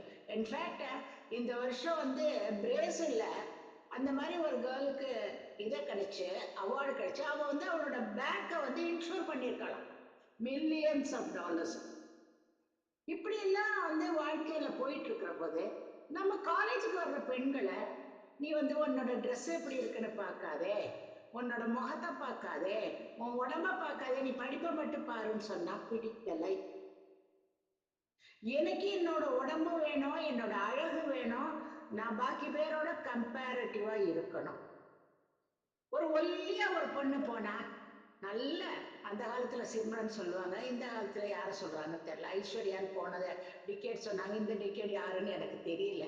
அந்த மாதிரி ரொம்ப லீனா இருந்தா சொல்றாங்க. ஆனா அதே சமயத்துல if she doesn't have a proper breast features, அவளை பாரு பிளாட் போர்டு, பிளாக் போர்டு மாதிரி இருக்கா. அந்த கேட்டாலே அந்த பெண்ணுக்கு இமோஷனலா மென்டலா அவளுக்கு நிச்சயமா ப்ராப்ளம் வரும். நீங்க மென்டல் ஹெல்த்தை பத்தி 1000 சொல்லிட்டு அவளோட பிசிக்கு ஒரு இம்பார்ட்டன்ஸ் கொடுக்காம இருந்தா, அவங்க அப்பா அம்மா அவளுக்கு தேவையான அழகான ட்ரெஸ், அதாவது காசு நிறைய கொடுத்துருக்கணும், கரெக்டா ஸ்டிச் பண்ண பிளவுஸ் கொடுக்கல அப்படின்னா அவளுக்கு மனசு வருத்தமா தெரியும். அதே மாதிரி குண்டா இருக்கிற பொண்ணு நடந்து போனா, இவங்க அப்பா அம்மா எந்த இதுல வாங்கி அரிசி கொடுக்குறாங்களோ தெரியல, தின்னுட்டே இருப்பா போல இருக்கு. அப்படி சொல்லும் போது அந்த பொண்ணுக்கும் ஒரு வருத்தம். அதனால இந்த மாதிரியான ஒரு கேரக்டர்ஸ் எல்லாம் வர்றதுக்கு முக்கியமா நீங்க சொல்ற இந்த 5ல் விளையாதது 50ல் விளையாது, முளையிலேயே கிள்ளி எறியணும். முளை அப்படிங்கிறது 5 வயசு. அந்த 5 வயசுல இருந்து அப்பா அம்மா கரெக்டான சாப்பாடு கொடுத்து கரெக்டா பழக்கி அவங்க கூட இருக்கிறவங்களோட கம்பேர் பண்ணி கரெக்டா கொண்டு வந்தாங்கன்னா இந்த மாதிரியான பாடி ஃபீச்சர்ஸ்க்கு ப்ராப்ளம் வராது. ரெண்டாவது ப்ராப்ளம் எங்க வருது? இத்தனை நாள் 2 வருஷம் மாஸ்க் போட்டோம், கவலையே இல்லை. இப்ப மாஸ்க கழட்டிட்டீங்க, மாஸ்க கழட்டியாச்சுன்னா அடுத்தபடி தெரியறது என்ன? ஆக்னி, முகப்பரு. ஒரு முகப்பரு இருந்து அந்த கைய வச்சுட்டுங்கன்னா, அந்த கைய வச்சு ஒரு தடவை அது பண்ணி பார்த்தாச்சுன்னா அது கை நோண்டிக்கிட்டே இருக்கும். அது எந்த கேர்ளாலும் நிறுத்த முடியாது. அந்த மாதிரி முகப்பருக்கள் அதிகமா வர்ற போது, ஏன் எனக்கு முகப்பரு வருது, எனக்கு எந்த டாக்டர் எழுதி கொடுப்பாங்க, எந்த காஸ்மெட்டாலஜிஸ்ட் எல்லாம் கொடுப்பாங்க? There are people who even charge 1 lakh for this treatment of the acnes. 1 lakh is, I think, is nowadays ordinary for this. 5 lakhs, 10 lakhs கூட போறதா கேள்விப்பட்டேன் நான். இந்த முகப்பரு வராம இருக்கணும் அப்படின்னு ஒரு காலேஜ் பொண்ணு நினைச்சா, ஒண்ணு ஹெரிடிட்டி அதை ஒரு பக்கம் வச்சுட்டு, அடுத்த பக்கம் பாத்தீங்கன்னா தினம் 4 தடவை முகத்தை சுத்தமான தண்ணியில வாஷ் பண்ணணும். ஃபேஸ் பேக்கு, ஃபவுண்டேஷன் வேண்டாம். அழகா இருக்கீங்க சின்ன வயசுல, அந்த அடலசன்ட் ஏஜ்ல அந்த ஹார்மோன் கொடுக்குற ஷைனே நல்லா இருக்கும். இந்த ஃபேஸ் பேக்கு இதெல்லாமே 40 வயசுக்கு தான் வேணும், அதுக்கு முன்னாடி வேண்டாம், தொடாதீங்க. அழகா 4 தடவை அழகா டவல் வச்சு முகத்தை தொடைங்க. 4 தடவை தொடச்சு பாருங்க, ஒரு வாரம் தொடச்சு பாருங்க, உங்களுக்கு ஆக்னியும் கம்மியா இருக்கும், உங்க முகமும் பளபளன்னு. ராத்திரி படுக்க போகும்போது கட்டாயம் நீங்க வந்து உங்க முகத்தை வாஷ் பண்ணி சோப்பு கொஞ்சம் போட்டு பண்ணலாம். இல்லைன்னா வீட்டில் உங்களால முடிஞ்ச அந்த கடலை மாவு, பயத்த மாவு, ஒரு கடலை மாவு எடுத்து முகத்துல தேய்ச்சி பாருங்க. அடுத்தபடி ஒரு என்ன, இந்த கிளிசரின் சோப் எடுத்து தேய்ச்சி பாருங்க, ரெண்டுக்கும் ஒரே மாதிரி தான் இருக்கு. இன்னி வரைக்கும் நான் ஆக்னி ஃப்ரீயாகவும் என்னோட பொண்ணு பிரியா ஃப்ளாலெஸ் ஃபேஸாகவும் இருக்கிறதுக்கு காரணம் எங்க வீட்டில் அதிகமா காஸ்மெட்டிக்ஸ் கிடையாது. இதை வந்து எல்லா குடும்பத்திலயும் கொஞ்சம் சொல்லி கொடுத்து குழந்தைங்களுக்கு அடுத்தவங்களை பார்த்து இதுல எல்லாம் கெட்டு போகாதே, நீ பாரு நல்லா இருக்க முடியும்னு பாசிட்டிவ் எனர்ஜி வீட்டில் இருக்கிறவங்களும் கொடுக்கணும், ஸ்கூல்ஸ் காலேஜஸ்லயும் கொடுக்கணும். அது கொடுத்தா இந்த ஆக்னி பெருசா ப்ரிவென்ட் பண்ணும். இந்த 3வது பெரிய ப்ராப்ளம் என்னன்னா, அந்த பொண்ணுக்கு பிசிஓடி இருக்கான். 4 பேர் காலேஜ் கேர்ள்ஸ் பேசும்போது what they talk. You see, that girl has got PCOD. That is why she is like this. That really brings down, shatters her mental image, shatters her energy to work. Even if she has been the brightest student, she is not able to concentrate on the studies. This polycystic ovary is not a disease which you get because of your bad habits or anything. It has got a lot of genetic orientation, and it also has got a story on what you eat from the age of 5 to the age of 20. அதனால உங்க டயட்டை கரெக்டா வச்சு அதிகமான chocolate oily ஃபுட்டுக்கு ஆசைப்படாம நீங்க இருந்தீங்கன்னா இந்த பாலிசிஸ்டிக் ஓவேரியன் சிண்ட்ரோம் ரொம்ப அழகா மேனேஜ் பண்ணலாம். இதனால பெரிய பிரச்சனை வராது. டாக்டரா தேடிட்டு போகாதீங்க. யாராவது ஒரு டாக்டர்கிட்ட போய் வருஷத்துக்கு 5 அல்லது 6 முறை மாதவிடாய் வர்ற மாதிரி மட்டும் பார்த்துக்கிட்டா போதும். வேற எதுவுமே up to the age of 18 polycystic ஓவரிக்கு உங்களுக்கு சிகிச்சை தேவையில்லை. இந்த ஹார்மோன் டெஸ்ட் அந்த ஹார்மோன் டெஸ்ட் எல்லா இடத்துலயும் black sheeps are there in every profession. I won't say. As Adilakshmi said about her profession, Mritula talked about her profession. I know there are black sheeps in every profession. So don't fall a prey to those things, and have your family doctor who has been treating your family members. Accept that doctor. Don't go away with a doctor of recommendation by your classmates or by high ups or high fives and go and spend money unnecessary. Polycystic ovary is not a disease. வியாதி அல்ல, வாழ்க்கையில் ஒரு அங்கம். இந்த அங்கத்தை நாம் சரியாக கொண்டு போனால் மாற்ற முடியும். விதியை மதியால் வெல்ல முடியும். படிக்கவே முடியாத குழந்தை தினம் பாடம் படிச்சு அந்தந்த வாரம் டோட்டலா கத்து கொடுத்தத வாரம் ஒரு தடவை படிச்சு மாசத்துக்கு ஒருக்க ரிவைஸ் பண்ணா கட்டாயம் 90% மேல வாங்க முடியும். With an IQ of even 70 to 80. That I am very strong about it. அதனால பாலிசிஸ்டிக் ஓவரி பத்தி பெருசா கவலைப்படாம படிப்புல நல்ல கவனம் செலுத்துங்க, நல்லா ட்ரெஸ் பண்ணுங்க, அழகா இருங்க, ஆனந்தமா இருங்க, மனதுல ஆரோக்கியமா இருங்க. Wonderful, madam. Wonderful. I think this is the still the old world knowledge that has to come down. அது இன்னும் சின்ன பிள்ளைங்களுக்கு வந்து நீங்க சொல்ற மாதிரி ஒத்துக்கிறது ரொம்ப கஷ்டமா இருக்கு. அந்த ஒரு அட்வர்டைஸ்மெண்ட்டை பார்த்துட்டா அதோட பியூட்டி, அதோட அந்த கிளாஸ் அண்ட் கிளிட்டர் அதுங்களுக்கு ரொம்ப அட்ராக்ட் பண்ணுது. So yes, thank you ma'am. Sir, நீங்க சொல்லிட்டு இருந்தீங்க இல்லையா, இந்த மாதிரி பிரஸ்ட் கேன்சர் அவேர்னஸ் கிரியேட் பண்றோம், அதுக்கப்புறம் அவங்களுக்கு வந்து ரீஹாபிலிட்டேஷனும் எதுவும் பண்றீங்க அப்படின்னு சொல்லி நீங்க அந்த பார்த்தேன். ஸோ அதை பத்தி கொஞ்சம் சொல்லுங்களேன். எஸ் சார், ஆக்சுவலி நிறைய மேடம் சொன்ன மாதிரி நிறைய விஷயங்கள் இப்போ கேர்ள்ஸ்க்கு நோட்டீஸ் பண்ண வேண்டிய கட்டாயத்தில் இருக்காங்க. இன்னைக்கு அதுவும் younger generation girls they have a multi talented. Actually எல்லா விஷயங்களும் இருந்தாலும் கூட இம்பார்ட்டன்ட் செக்மெண்ட்டுங்கிறது health segment. So health is wealth. அது வந்து நேஷனோட வெல்த் உமன் ஹெல்த் தான். ஸோ அங்கேருந்து நம்ம போட்டு விடக்கூடாதுங்கிறது தான் எங்களோட மெயின் டார்கெட். ஸோ இதில் என்னன்னா, இன்னைக்கு இருக்கக்கூடிய younger generation girls has to take and care for healthy food habits and then routine exercises. அதுவும் இல்லாமல் mentally they want to strong. So that is why they has to go for yoga. இப்போ ஸ்போர்ட்ஸ்லாம் பார்த்தீங்கன்னா முந்தைய விட இப்போ நிறைய பேர் இருக்காங்க. பட் இருந்தாலும் கூட அது வந்து லிமிட்டெட் நம்பர்ஸ். இப்போ மேடம் சொன்ன மாதிரி நிறைய விஷயங்கள்ல இன்னைக்கு obesity is the biggest trouble இந்த யங்கர் ஜென்ரேஷன் கேர்ள்ஸ். ஸோ இதெல்லாம் நம்ம ஒரு பர்சன்டேஜ், அதாவது நம்ம நிறைய சக்சஸ்ஃபுல் உமன்ல நம்ம நிறைய பேர் பேசினாலும் கூட இந்த டார்கெட், அதாவது இந்த எய்ம் இல்லாம, எய்ம் அண்ட் ஷூட்ன்ற கான்செப்ட் இல்லாம ஏதாச்சும் ஒரு விஷயங்களுக்கு வரும் முன்னாடி அவங்களுக்கு நம்ம என்ன ஆகணுங்கிற அந்த ஐடியாலஜி கூட இல்லாம அவங்க வந்துடுறது இப்போ பெரிய டிஃபிகல்ட்.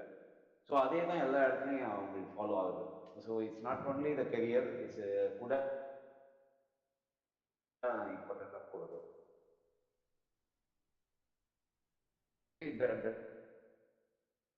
இந்த டிஷ் வராமல் இருக்கணும் அப்படிங்கிறது தான் நம்மளோட இம்பார்ட்டன்ஸ். ஸோ அதுக்கான ஒரு எஜுகேஷன் காலேஜஸ்ல. So they has to learn, they has to spread, they has to follow. So இது இல்லாமல் நமக்கு இது அடிஷ்னலாக என்ன விஷயம்னு பார்த்தீங்கன்னா, இப்போ நிறைய யங்கர் கேர்ள்ஸ் இருக்குன்னா அவங்களுக்கு தெரிஞ்சவங்களுக்கு இந்த விஷயங்களை சொல்லும் போது they can go for early diagnosis. So early diagnosis most important. ஏன்னா இன்னைக்கு 100% curable the medical advancement will be there. So all the treatments are available. But நாம என்ன பண்றோம்னா லேட்டஸ்ட் ஸ்டேஜ்ல போறதுனால we are not able to save them. So we have to save themன்றது இம்பார்ட்டண்டா பண்ணணும் அப்படின்னா it's early diagnosis is most important one. அதனால நாங்க இப்போ slowly starting for the early diagnosis also. Early டயக்னோசிஸ்லயும் பாத்தீங்கன்னா இன்னைக்கு நமக்கு ஜென்ரலா இருக்கிற மாதிரி மெமோகிராம் இல்லாம other technologies are there. So new innovative technologies are nowadays available. Thermal screening will be there. Hypothermia treatments are available. So many latest treatments are available apart from this regular treatments. உங்களுக்கு mammogram வந்துட்டு it's not advisable for below 40. So above 40 is okay, but below 40 it's not advisable. அவங்களுக்கு radiation affect ஆகும். அதுவும் எல்லாமே painful mammogram தான் இப்போ எல்லா இடத்துலையுமே இருக்கு. ஸோ இந்த மாதிரி விஷயங்கள்ல அவங்க தே ஆர் நாட் ஆக்சுவலி இந்த பெயின்ஃபுல் மெமோகிராம் இருக்கிறதுனாலே நிறைய பேர் போய் அவங்க அந்த ஏர்லி டயக்னோசிஸ்க்கு போக மாட்டேங்கிறாங்க. ஸோ இது இந்த மாதிரி விஷயங்கள்லாம் இருக்கிறதுனால இப்போ nowadays available on advance technologies. இப்போ தெர்மல் ஸ்கிரீன்லாம் பார்த்தீங்கன்னா அவங்களுக்கு சொல்றது இல்லை, எதுவும் இல்லை. இப்போ எப்படி நம்ம எம்ஆர்ஐ எடுக்கிற மாதிரி they are taking all the things, capturing the images and then we are testing the breast cancer cases and all.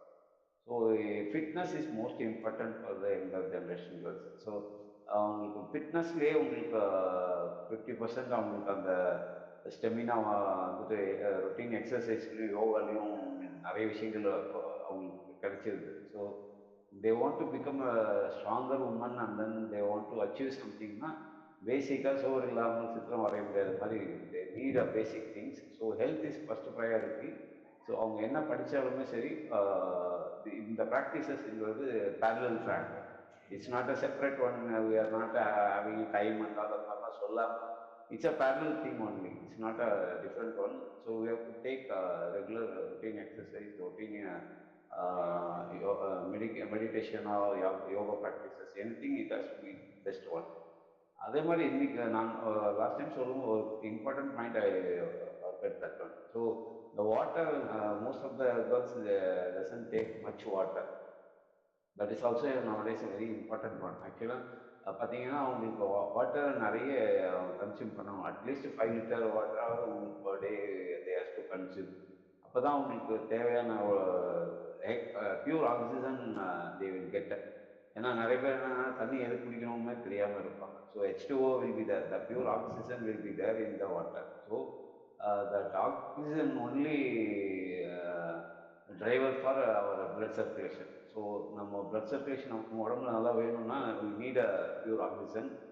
So அது வந்து நம்ம வாட்டரில் நமக்கு நிறைய கிடைக்குது. வாட்டரில் பியூராக இருக்கிறதுனால you have to take more water. 8 லிட்டர்ஸ்னா பெட்டர். பட் இட்ஸ் எல்லாருக்கும் அது கம்ஃபர்டபுளாக இருக்காது. But at least 5 litres has to be better for them. So இது ரொம்ப இம்பார்ட்டன்ட் த யங்கர் ஜென்ரேஷன் அவங்க எடுத்துக்கிறது. Then other than that actually மற்ற எல்லா விஷயங்களுக்கும் ப்ரையாரிட்டி கொடுக்குற மாதிரி இதுக்கு இம்பார்ட்டன்ட் டைம் கொடுத்து தே has to taken care for them self and then அவங்களோட சுற்றி உள்ளவங்களுக்கும் அவங்க இந்த விஷயங்களை கொண்டு போகணுங்கிறது இம்பார்ட்டன்ட்.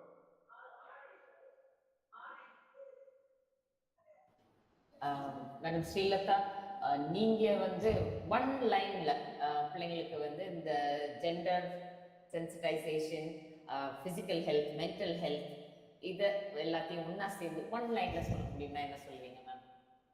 ஒரே வகையில சொல்லணும்னா எண்ணிய முடிதல் வேண்டும், நல்லதே எண்ணல் வேண்டும். நல்ல விஷயங்களை நம்ம நினைக்கிறோம், அதை பின்பற்றணும். அது அந்த 2 வரிகளை மட்டும் நம்ம மனசுல வச்சுக்கிட்டோம்னா மனமும் சரி உடலும் சரி ஆரோக்கியமா இருக்கும். அதுதான் என்னுடைய okay, thank you ma'am. Doctor Sureshkumar, நீங்க what would you say as a takeaway for the students? We learned a lot from exactly. Different walks of life, and so different ideas came to us. What will you say? One thing I noticed recently, I like to share here. I think we may aware about only 2 genders, male and female, biologically. But actually, when we look at that, the classification given by gender, there are 44 types of 44. And when we go in more specifically, there are broader categories, they classify 7 sexual orientations. But when we take that, we are saying that male, female, wherever we go, only these inputs are there. But studies on the seven major classification of gender sexual orientation, which is not discussed. And the traumatic experience, what they are going is not yet discussed. And there are many people, they worry that the emotion, distress, what they are experiencing. And that need to be explored. And I can quote my search regarding the research. A girl who came with identity crisis, she told me that biologically I'm female child. But actually, I never felt that. So, can you do something? And when you are searching about psychometric assessment, I couldn't find a single test as of now. There are many tests are available. Psychometric tests, as per my knowledge, in my drive itself, I'm having more than 3,000. But when it comes to sexual orientation, none of the tests is available. It is because none of the 0.01% of population are having those problems, identity crisis. And that need to be explored. And that gives a lot of mental health problem to the people who are sexual orientation. And another thing, when it comes to male, I think we are talking about female or having the child, let me know who is not having life satisfaction, who is having highly satisfied in the life, male or female. Can anyone please let me know what the society having in the mind? Society is saying that male are more satisfied. Actually, when you take the research, it's not so. Men are not satisfied when compared to women. Listen, yeah, I will let you know. This is one thing, and I'll add a few more things. When you take that, when there is violence, if male or female, who is more vulnerable? Male only, because the female will go away, and the male member who is protecting, and they are having mental health problem. And when we take that, there are two ways we can counter our mental health problem. One is positive way, and another one is negative coping mechanism. Negative coping mechanism like drinking, alcohol, and drug abuse.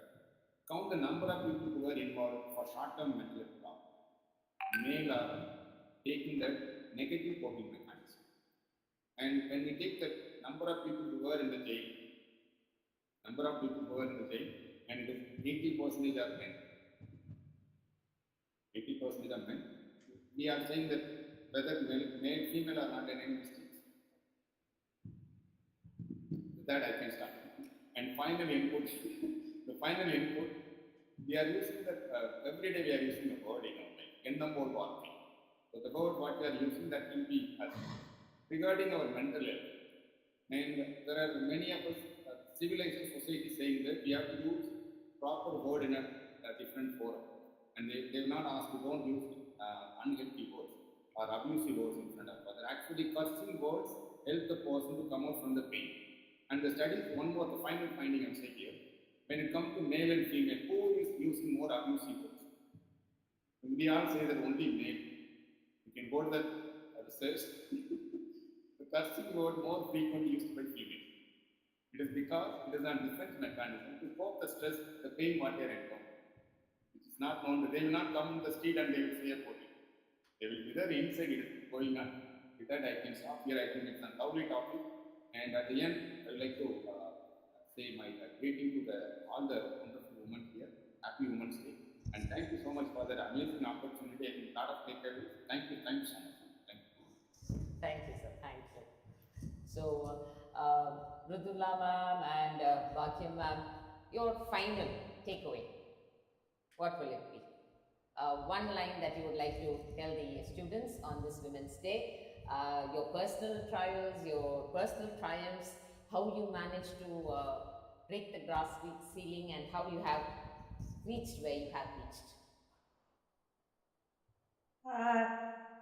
So the one thing I would really like to tell the coming generation is never judge and never do something to prove to the world or to prove it to anybody. Whatever you do in life, do it for your happiness. And if you are happy within, automatically the people who are around you will be happy, because that is what you will spread. You will spread the happiness around you. So never ever do something to prove a point. I did it in the initial stages. Today I am happier because I'm doing something for myself and for my happiness.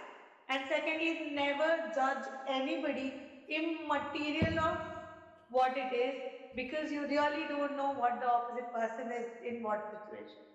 So, and the younger generation needs to know this, because, like Sir mentioned, there are a lot of people who are coming out with a lot of different confused mindsets. and it's important for the people and the society and their friends, that circle, to be more audible about it and to be more supportive. So for doing that, they should not judge anybody. It's very important. That's my one message I really want to share. Miss Pradula? Yeah so ஒரே ஒரு instant மட்டும் நான் பதிவு பண்ணணும்னு நினைக்கிறேன். Because நாங்கள் உமன்ஸுக்காக அப்படின்ற மாதிரி வந்து அந்த மென்ஸ்ட்ரல் ஹைஜீன் ஒரு டே இருக்குது. ஆக்சுவலி மென்ஸ்ட்ரல் ஹைஜீனுக்கான ஒரு டே இருக்குது. ஒரு சானிடரி பேட் கொடுத்து அந்த பிள்ளைகளுக்கு வந்து இப்படி தான் வந்து ஒரு மென்சஸ் நடக்கும் அப்படின்ற மாதிரியான சினாரியோலாம் ஸ்கூலில் வந்து சொல்லி கொடுக்கும்போது ஏஜ் அட்டன் பண்ண பிள்ளைங்க தனியாக கூப்பிடுறது, அப்புறம் ஆண் பிள்ளைகளை வந்து அவாய்ட் பண்ணுறது, ஒரு கோ எஜுகேஷனாக இருந்தால் இந்த மாதிரியான சினாரியோ மத்தியில் இது சார்ந்த ஒரு பெரிய ஒரு மித்து வந்து அப்படியே பிரேக் அவுட் ஆச்சு ஆக்சுவலி. ஸோ அது வந்து ஒரு 2 years பேக் நடந்தது, பிஃபோர் கோவிட். அது ஒரு 1 week நாங்கள் ஒரு ஷோவாக பண்ணோம் ரேடியோவில். பிகாஸ் எல்லா தர மனிதர்களும் கேட்கக்கூடிய ஒரு ரேடியோவில் ஒரு மிட் மார்னிங்கில் பட்ட பகலில் நாங்கள் வந்து மென்ஸ்ட்ரல் ஹைஜீன் பற்றி மாதவிடாய் சுகாதாரம்னு பேச ஆரம்பிக்கிறோம். So I use to play game call magic box. So அந்த பாக்ஸில் வந்து நான் வந்து ஒரு சானிடரி பேடை ஒழிச்சு வச்சிருந்தேன். So find out what it இஸ்ன்றதுக்காக க்ளூ கொடுத்தேன். ஒரு 5th படிக்கிற ஒரு குட்டி பாப்பா கால் பண்ணி பெண்களுக்கு வந்து இது பொதுவாக ஒரு குறிப்பிட்ட வயசுக்கு அப்புறமா அப்படின்ற மாதிரி சில க்ளூஸ் எல்லாம் நான் கொடுக்கவும் அந்த பிள்ளை ஃபோன் பண்ணி பயம் அக்கா, பெண்களுக்குனா பயம் அப்படின்னு ஒரு விஷயம் சொன்னான். எனக்கு ரொம்ப ஆச்சரியமா இருந்தது. அந்த பயம்ன்ற வார்த்தை அந்த பொண்ணுக்கு எப்படி வந்ததுன்னு எனக்கு தெரியல. ஆக்சுவலி நான் எப்பவுமே ஒரு பொருள் தான் ஒழிச்சு வைப்பேன். But she told about the emotion. அதுக்கப்புறம் அவளுக்கு சொன்னேன், இல்லை பாப்பா நீ கொஞ்ச நாள்ல யூல் நோ, ஒரு மதர் கிட்ட கீழே இல்லை அவளோட அக்கா கிட்ட கீழே சில விஷயங்கள் சொல்லுவாங்க அண்ட் நீ போய் தெரிஞ்சுக்கலாம், தப்பு கிடையாதுன்ற மாதிரி அவளுக்கு லைட்டா சில விஷயங்கள். பிகாஸ் அதுக்கு மேல என்னால வந்து ரேடியோல அவ்வளவு எலாபரேட்டா சொல்ல முடியல. அந்த குழந்தைகிட்ட டேரக்டா கம்யூனிகேட், இதுவே தனியா இருந்ததுனால கண்டிப்பா நான் இன்னும் பெட்டரா பேசிப்பேன். ஸோ ரேடியோல சில டேர்ம்ஸ் இருக்குன்றதுனால என்னால அவ்வளவு வெளிப்படையா பேச முடியல. அது வந்து இந்த ஃபர்ஸ்ட் டே பிஃபோர் இந்த மாதவிடாய் சுகாதாரம்னு பேச ஆரம்பிச்ச டைம்ல அந்த நிகழ்ச்சி ஆரம்பிக்கிறதுக்கு முன்னாடி எனக்கே அந்த பேரியர் இருந்தது. பிகாஸ் நான் இதை எப்படி சொல்ல போறேன், எப்படி கொண்டு போக போறேன் நான் எல்லா மக்கள்கிட்டையும் அப்படின்ற மாதிரி எனக்கே ஒரு தாட்ஸ் இருந்தது. அதுக்கப்புறமா ஒருத்தர் கால் பண்ணாரு, 2 ஆண்கள் கால் பண்ணாங்க. நான் எதிர்பார்க்கல. பிகாஸ் கால் ஃப்ளோவே கிடையாது. நான் சானிடரி பேட பாக்ஸ்ல ஒழிச்சு வைக்கும் போது ஒருத்தர் கூட கால் பண்ணல. the call flow is not there. ஒரு லைனுமே பிளிங்க் ஆகல. எனக்கு ரொம்ப ஆச்சரியமா இருந்தது. இது வரைக்கும் புல்லு ஒழிச்சு வச்சிருக்கேன், புண்ணாக்கு கூட ஒழிச்சு வச்சிருக்கேன், அதுக்கெல்லாம் கால் பண்ணிருக்கீங்க, இதுக்கு ஏன் யாருமே கால் பண்ணல அப்படின்னா அந்த ஹெசிடேஷன். ஸோ அதை நான் உடச்சு சொன்னேன். ஸோ இதை சொல்றதுக்கு ஏன் தயக்கம் அப்படின்னு கேட்கும்போது, so I receive 2 calls. 1 call ஒரு இஸ்லாமிய நண்பர் ஒருத்தர் கால் பண்ணாரு. மிருதுலா அது வந்து பேடு மிருதுலா, அதை ஃபுல்லாக கூட அவருக்கு தெரியல, அது பேடு அப்படின்னு சொன்னார். பேடுன்ற வார்த்தை வந்து எனக்கு புரிஞ்சிருச்சு. ஸோ நான் அதை ஏற்ற மாதிரி நான் எடுத்துகிட்டு போனேன். சொல்லுங்கள் சார் என்ன சொல்லணும்னு நினைக்கிறீங்க? இல்லை மிருதுலா, இது வந்து எனக்கு இப்போ தான் கல்யாணமாகி 10 நாள் ஆச்சு. நல்லா கேட்டுக்கோங்க இந்த டேர்ம்ஸ். அந்த ஆண் சொல்லக்கூடிய அந்த டேர்ம் திருமணமாகி 10 நாள் ஆச்சு. என்னுடைய துணைவி சொல்லி தான் எனக்கு தெரியும், என்னோட ஒய்ஃப் சொல்லி தான் எனக்கு இப்படிலாம் இருக்குன்றது தெரியும். என்னோட மும்மா அந்த ஆட் டிவியில் வந்தாலே ஆஃப் பண்ணிடுவாங்க, மாற்றிடுவாங்க அப்படின்னு சொல்லி அவர் சொல்கிறாரு. எனக்கு அந்தோ பாவம்னு அவர் மேலே தோணுச்சு. ஸோ இங்கே சினாரியோ என்ன ப்ராப்ளம் அப்படின்னா, பெண்களுக்கு பிரச்சனையே இங்கே பல நேரங்களில் பெண்களாக தான் மாறிடுறாங்க. இது சரியான விதங்களில் சமூகத்தில் கொண்டு போய் சேர்க்காம நம்மளே பல முட்டுக்கடைகளை போட்டுட்டு இருக்கோம். இங்கே பேரியர் எங்கே இருக்குது அப்படின்னு பார்த்தீங்கன்னா, நம்ம ஆண்கள் மேலே சொல்கிறோம். இப்போ டாக்டர் சொன்ன மாதிரி தப்பு பண்ணுறவங்க யார் ஆண்கள்னா அந்த ப்ரெஷரில் பண்ணிடுறாங்க. அந்த மாதிரியான ஒரு சூழலுக்குள்ள தான் ஒரு சமூகமாக நம்ம ஒரு பெண் பாதிப்படையும் பொழுது, மென்டலாவோ பிசிக்கலாவோ இல்லைன்னா தடைகள் ஏற்படும் பொழுது அந்த ப்ரெஷர் அவ என்ன பண்ணுறா, திருப்பி சமூகத்து மேலே தான் தள்ளுறா. அப்போ அவள் அதை எடுத்துக்கிறா, அவளும் அதில் பாதிக்கப்படுறா, அது சமூகத்து மேலே தள்ளுறா.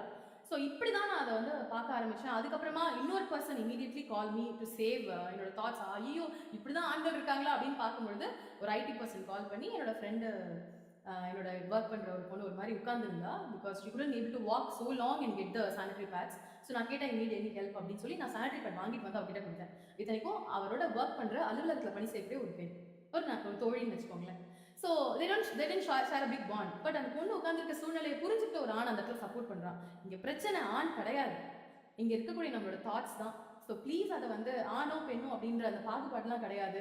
ஒரு பெண்ணுக்கு மென்டலாக ஒரு 3 அந்த மாதம் ஒரு 3 நாள் அவளுக்கு இருக்கக்கூடிய அந்த இமோஷனல் அந்த ஹார்மோனல் சேஞ்சஸ் அப்படின்றத ஒரு சமூகமாகவே நம்ம அதை புரிஞ்சுக்கணும். ஒரு பெண் கருவுட்டு இருக்கும்போது அப்படியே தாங்கி பார்க்கக்கூடிய இந்த சமூகம் அவளை சராசரியாக மிச்ச நாட்கள்லையும் வந்து அதே மாதிரியான ஒரு கண்ணோட்டத்தில் தான் இருக்கணுமே தவிர, இது ஆணுக்கு பெண்ணும் செய்ய வேண்டிய ஒரு விஷயம் தான். இது 2 பேருமே பேலன்ஸாக கொண்டு போகக்கூடிய ஒரு சமூகமாக இருந்ததுன்னா மட்டும்தான் இதை நம்ம ஜெயிக்க முடியும். அண்ட் இன்னொரு முக்கியமான ஒரு விஷயம், இது ஆணோ பெண்ணோ, please love your self love அப்படின்ற ஒரு விஷயத்த வந்து நம்ம எப்போவுமே விட்டுடுறோம். அது நம்ம நல்லா இருந்தால் மட்டும்தான், அது பெரியவங்க சொல்லியிருக்காங்க, சுவர் இருந்தால் தான் சித்திரம் வரைய முடியும்னு. அந்த சுவரை சதைச்சிடுறோம் நம்ம, அதுக்கப்புறம் சித்திரம்லாம் வரையவும் முடியாது, தேடவும் முடியாது, வர்ணமும் இருக்காது, ஜீவனே இருக்காது. So please love yourself as everyone told. உங்களை நீங்கள் பத்திரமா பார்த்துக்கோங்க, நல்லா சாப்பிடுங்க டைமுக்கு, don't skip your breakfast, drink lot of water, exercise பண்ணுங்க, ஆக்டிவா இருங்க, ஜாலியா இருங்க, என்ன பிடிக்குமோ பிடிங்க, ஆடுங்க பாடுங்க, that is life. Please enjoy. முதல்ல வாழுங்க அந்த லைஃபை, உங்களுக்கு என்ன பிடிக்குதோ எல்லாமே செய்யுங்க. அண்ட் தென் த சக்சஸ் அப்படின்ற விஷயங்கள்லாம் ஜட்மெண்டலாவோ எல்லாமே தானா அவங்க ஃப்ளோவில் வந்துகிட்டே இருக்கும். ஆஸ் ராமநாதன் சார் சைட், அது ஒரு ஃப்ளோ அப்படியே போயிட்டே இருக்கும். ஸோ இதெல்லாம் மட்டும் பெருசாக ரொம்ப எடுத்துக்க வேண்டாம். அண்ட் லவ் யுவர் செல்ஃப், பேலன்ஸாக கொண்டு போங்க, முயற்சி செய்யுங்க புரிய வைக்கிறதுக்கு. இல்லையா, ஜஸ்ட் ஃபைன், செட் ப்ராப்பர்ட்டி அப்படின்னு விட்டு அப்படியே அடுத்த நகர்ந்து போகிறது better. I think she did all the summing up that I was supposed to do. எல்லாரும் சொன்னது எல்லாத்தையும் அவங்களே as usual கடகடகடான பியூட்டிஃபுல்லாக சொல்லி முடிச்சிட்டாங்க. So I hope the youngsters would have gained some exposure from each and every one of you. மனதில் உறுதி வேண்டும், நினைவு நல்லது வேண்டும், and the confidence வேண்டும். We have to cultivate the network that we will be sure that will help us grow. நம்மளை தடை செய்யாமல் முன்னேறதுக்கு whoever is going to help us, I think we have to choose those kind of people. அதெல்லாம் இந்த generation has to learn. And as you all repeatedly said, எண்ணி துணிக, நல்லதே நடக்கும். I think that is something that we have to tell ourselves. I mean, no matter what age, அந்த positivity நம்ம மனசில் இருந்துகிட்டே இருக்கணும்னு நினைக்கிறேன். Always think that we can achieve it, we can do doable goals வச்சு கொஞ்சம் கொஞ்சமாக we should move forward. So I think the theme of this conference is something like that, mental health. Ma'am, thank you for summing up everything. You சொல்லிக்கிட்டே இருந்தீங்க, டக்குன்னு போயிட்டீங்க, முடிச்சிட்டீங்க. நான் சொல்லியிருக்க வேண்டியது sum up that this is what the panel discussion arrived at அப்படின்னு நான் சொல்றதுக்குள்ள நீங்க எல்லாத்தையும் முடிச்சிட்டீங்க. So thank you very much for that. Thank you. I think என் வாயிலேருந்து வர்றதை விட ஒரு ஆர்ஜின் புதுலாம் சொன்னாங்க அப்படின்னா I think it reach students more easily அப்படின்னு நான் நம்புறேன். அதனால இல்லை ma'am, actually one thing to add upon, because இந்த எஜுகேஷன் அப்படின்னு நம்ம சொல்கிறோம், அதில் வந்து இமோஷனல் பேலன்ஸையும் வந்து நம்ம வந்து இங்கே கண்டிப்பாக எடுத்துகிட்டு போகணும். பிகாஸ் எங்கள் மனநலம் சார்ந்து நீங்கள் பணி செய்யக்கூடிய ஒரு சமூகம். நீங்கள் எவ்வளோ விதமான ஒரு பர்சன் வந்து ஒரு பெரிய ஸ்கூலில் பார்த்தீங்கன்னா ஒரே ஒரு மென்டல் வெல்னஸ் ஒரு கோச் இருப்பாங்க, இல்லைனா வந்து ஒரு கவுன்சிலர் இருப்பாங்க. ஐ டோன்ட் திங்க் ஸோ அவங்க ஒருத்தர் எவ்வளோ பேரை மேனேஜ் பண்ணுவாங்க. ஒரு பேரண்ட்ஸ்க்கு தேவைப்படுது, இன்னைக்கு ஒரு குழந்தைக்கு தேவைப்படுது, ஒரு டீச்சருக்கு தேவைப்படுது, அவங்க எவ்வளோ சோஷியல் ப்ரெஷர்லேருந்து உள்ள வராங்க. ஸோ அதனால இது வந்து ஒரு கல்வியல் முறையிலேயே ஒரு பாடமாக இருக்கிறது நாளைய சமூகத்துக்கு ஒரு நல்ல ஒரு விஷயமா இருக்கும். பிகாஸ் அன்னைக்கு வந்து திண்ணையில உட்காந்து பாட்டி போற போக்கில் பாக்கு குத்திக்கிட்டே சொல்லிட்டு இருந்த விஷயம், அட போப்பா விட்டு கொடுத்து போப்பா, அப்படிப்பா இதை பண்ணுமா அப்படின்ற மாதிரியாக அந்த சரி சமநிலையை மேனேஜ் பண்ண அந்த அந்த ஒரு எக்ஸ்பீரியன்ஸ் அப்படின்ற ஒரு விஷயங்கள் இன்னைக்கு இல்லாம போனது, உடைஞ்சு போனதுனால தான். Especially 2 years when the students have not been able to come to college, they have not been able to go to college and have a physical get together. It was always through some virtual thing. We have been supporting them. We have reached out personally to students who require help, whom we think that they might need help. So physically, mentally, as well as any other way that we could help, we have always reached out. As you say, this is a very crucial period. இந்த 2 வருஷமா வந்து ரொம்ப எல்லாருமே கஷ்டப்பட்டிருக்கோம். So it has taken a long journey for us to go through. முடிஞ்சிரும் அப்படின்னு ஒரு நம்பிக்கையோட we will move forward. So that is why we got into this mental health. Adla you have all contributed so beautifully. Thank you so much.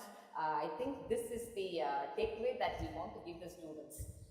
That positivity, confidence, self-confidence, self-empowerment for women, understanding and being comfortable in your own skin.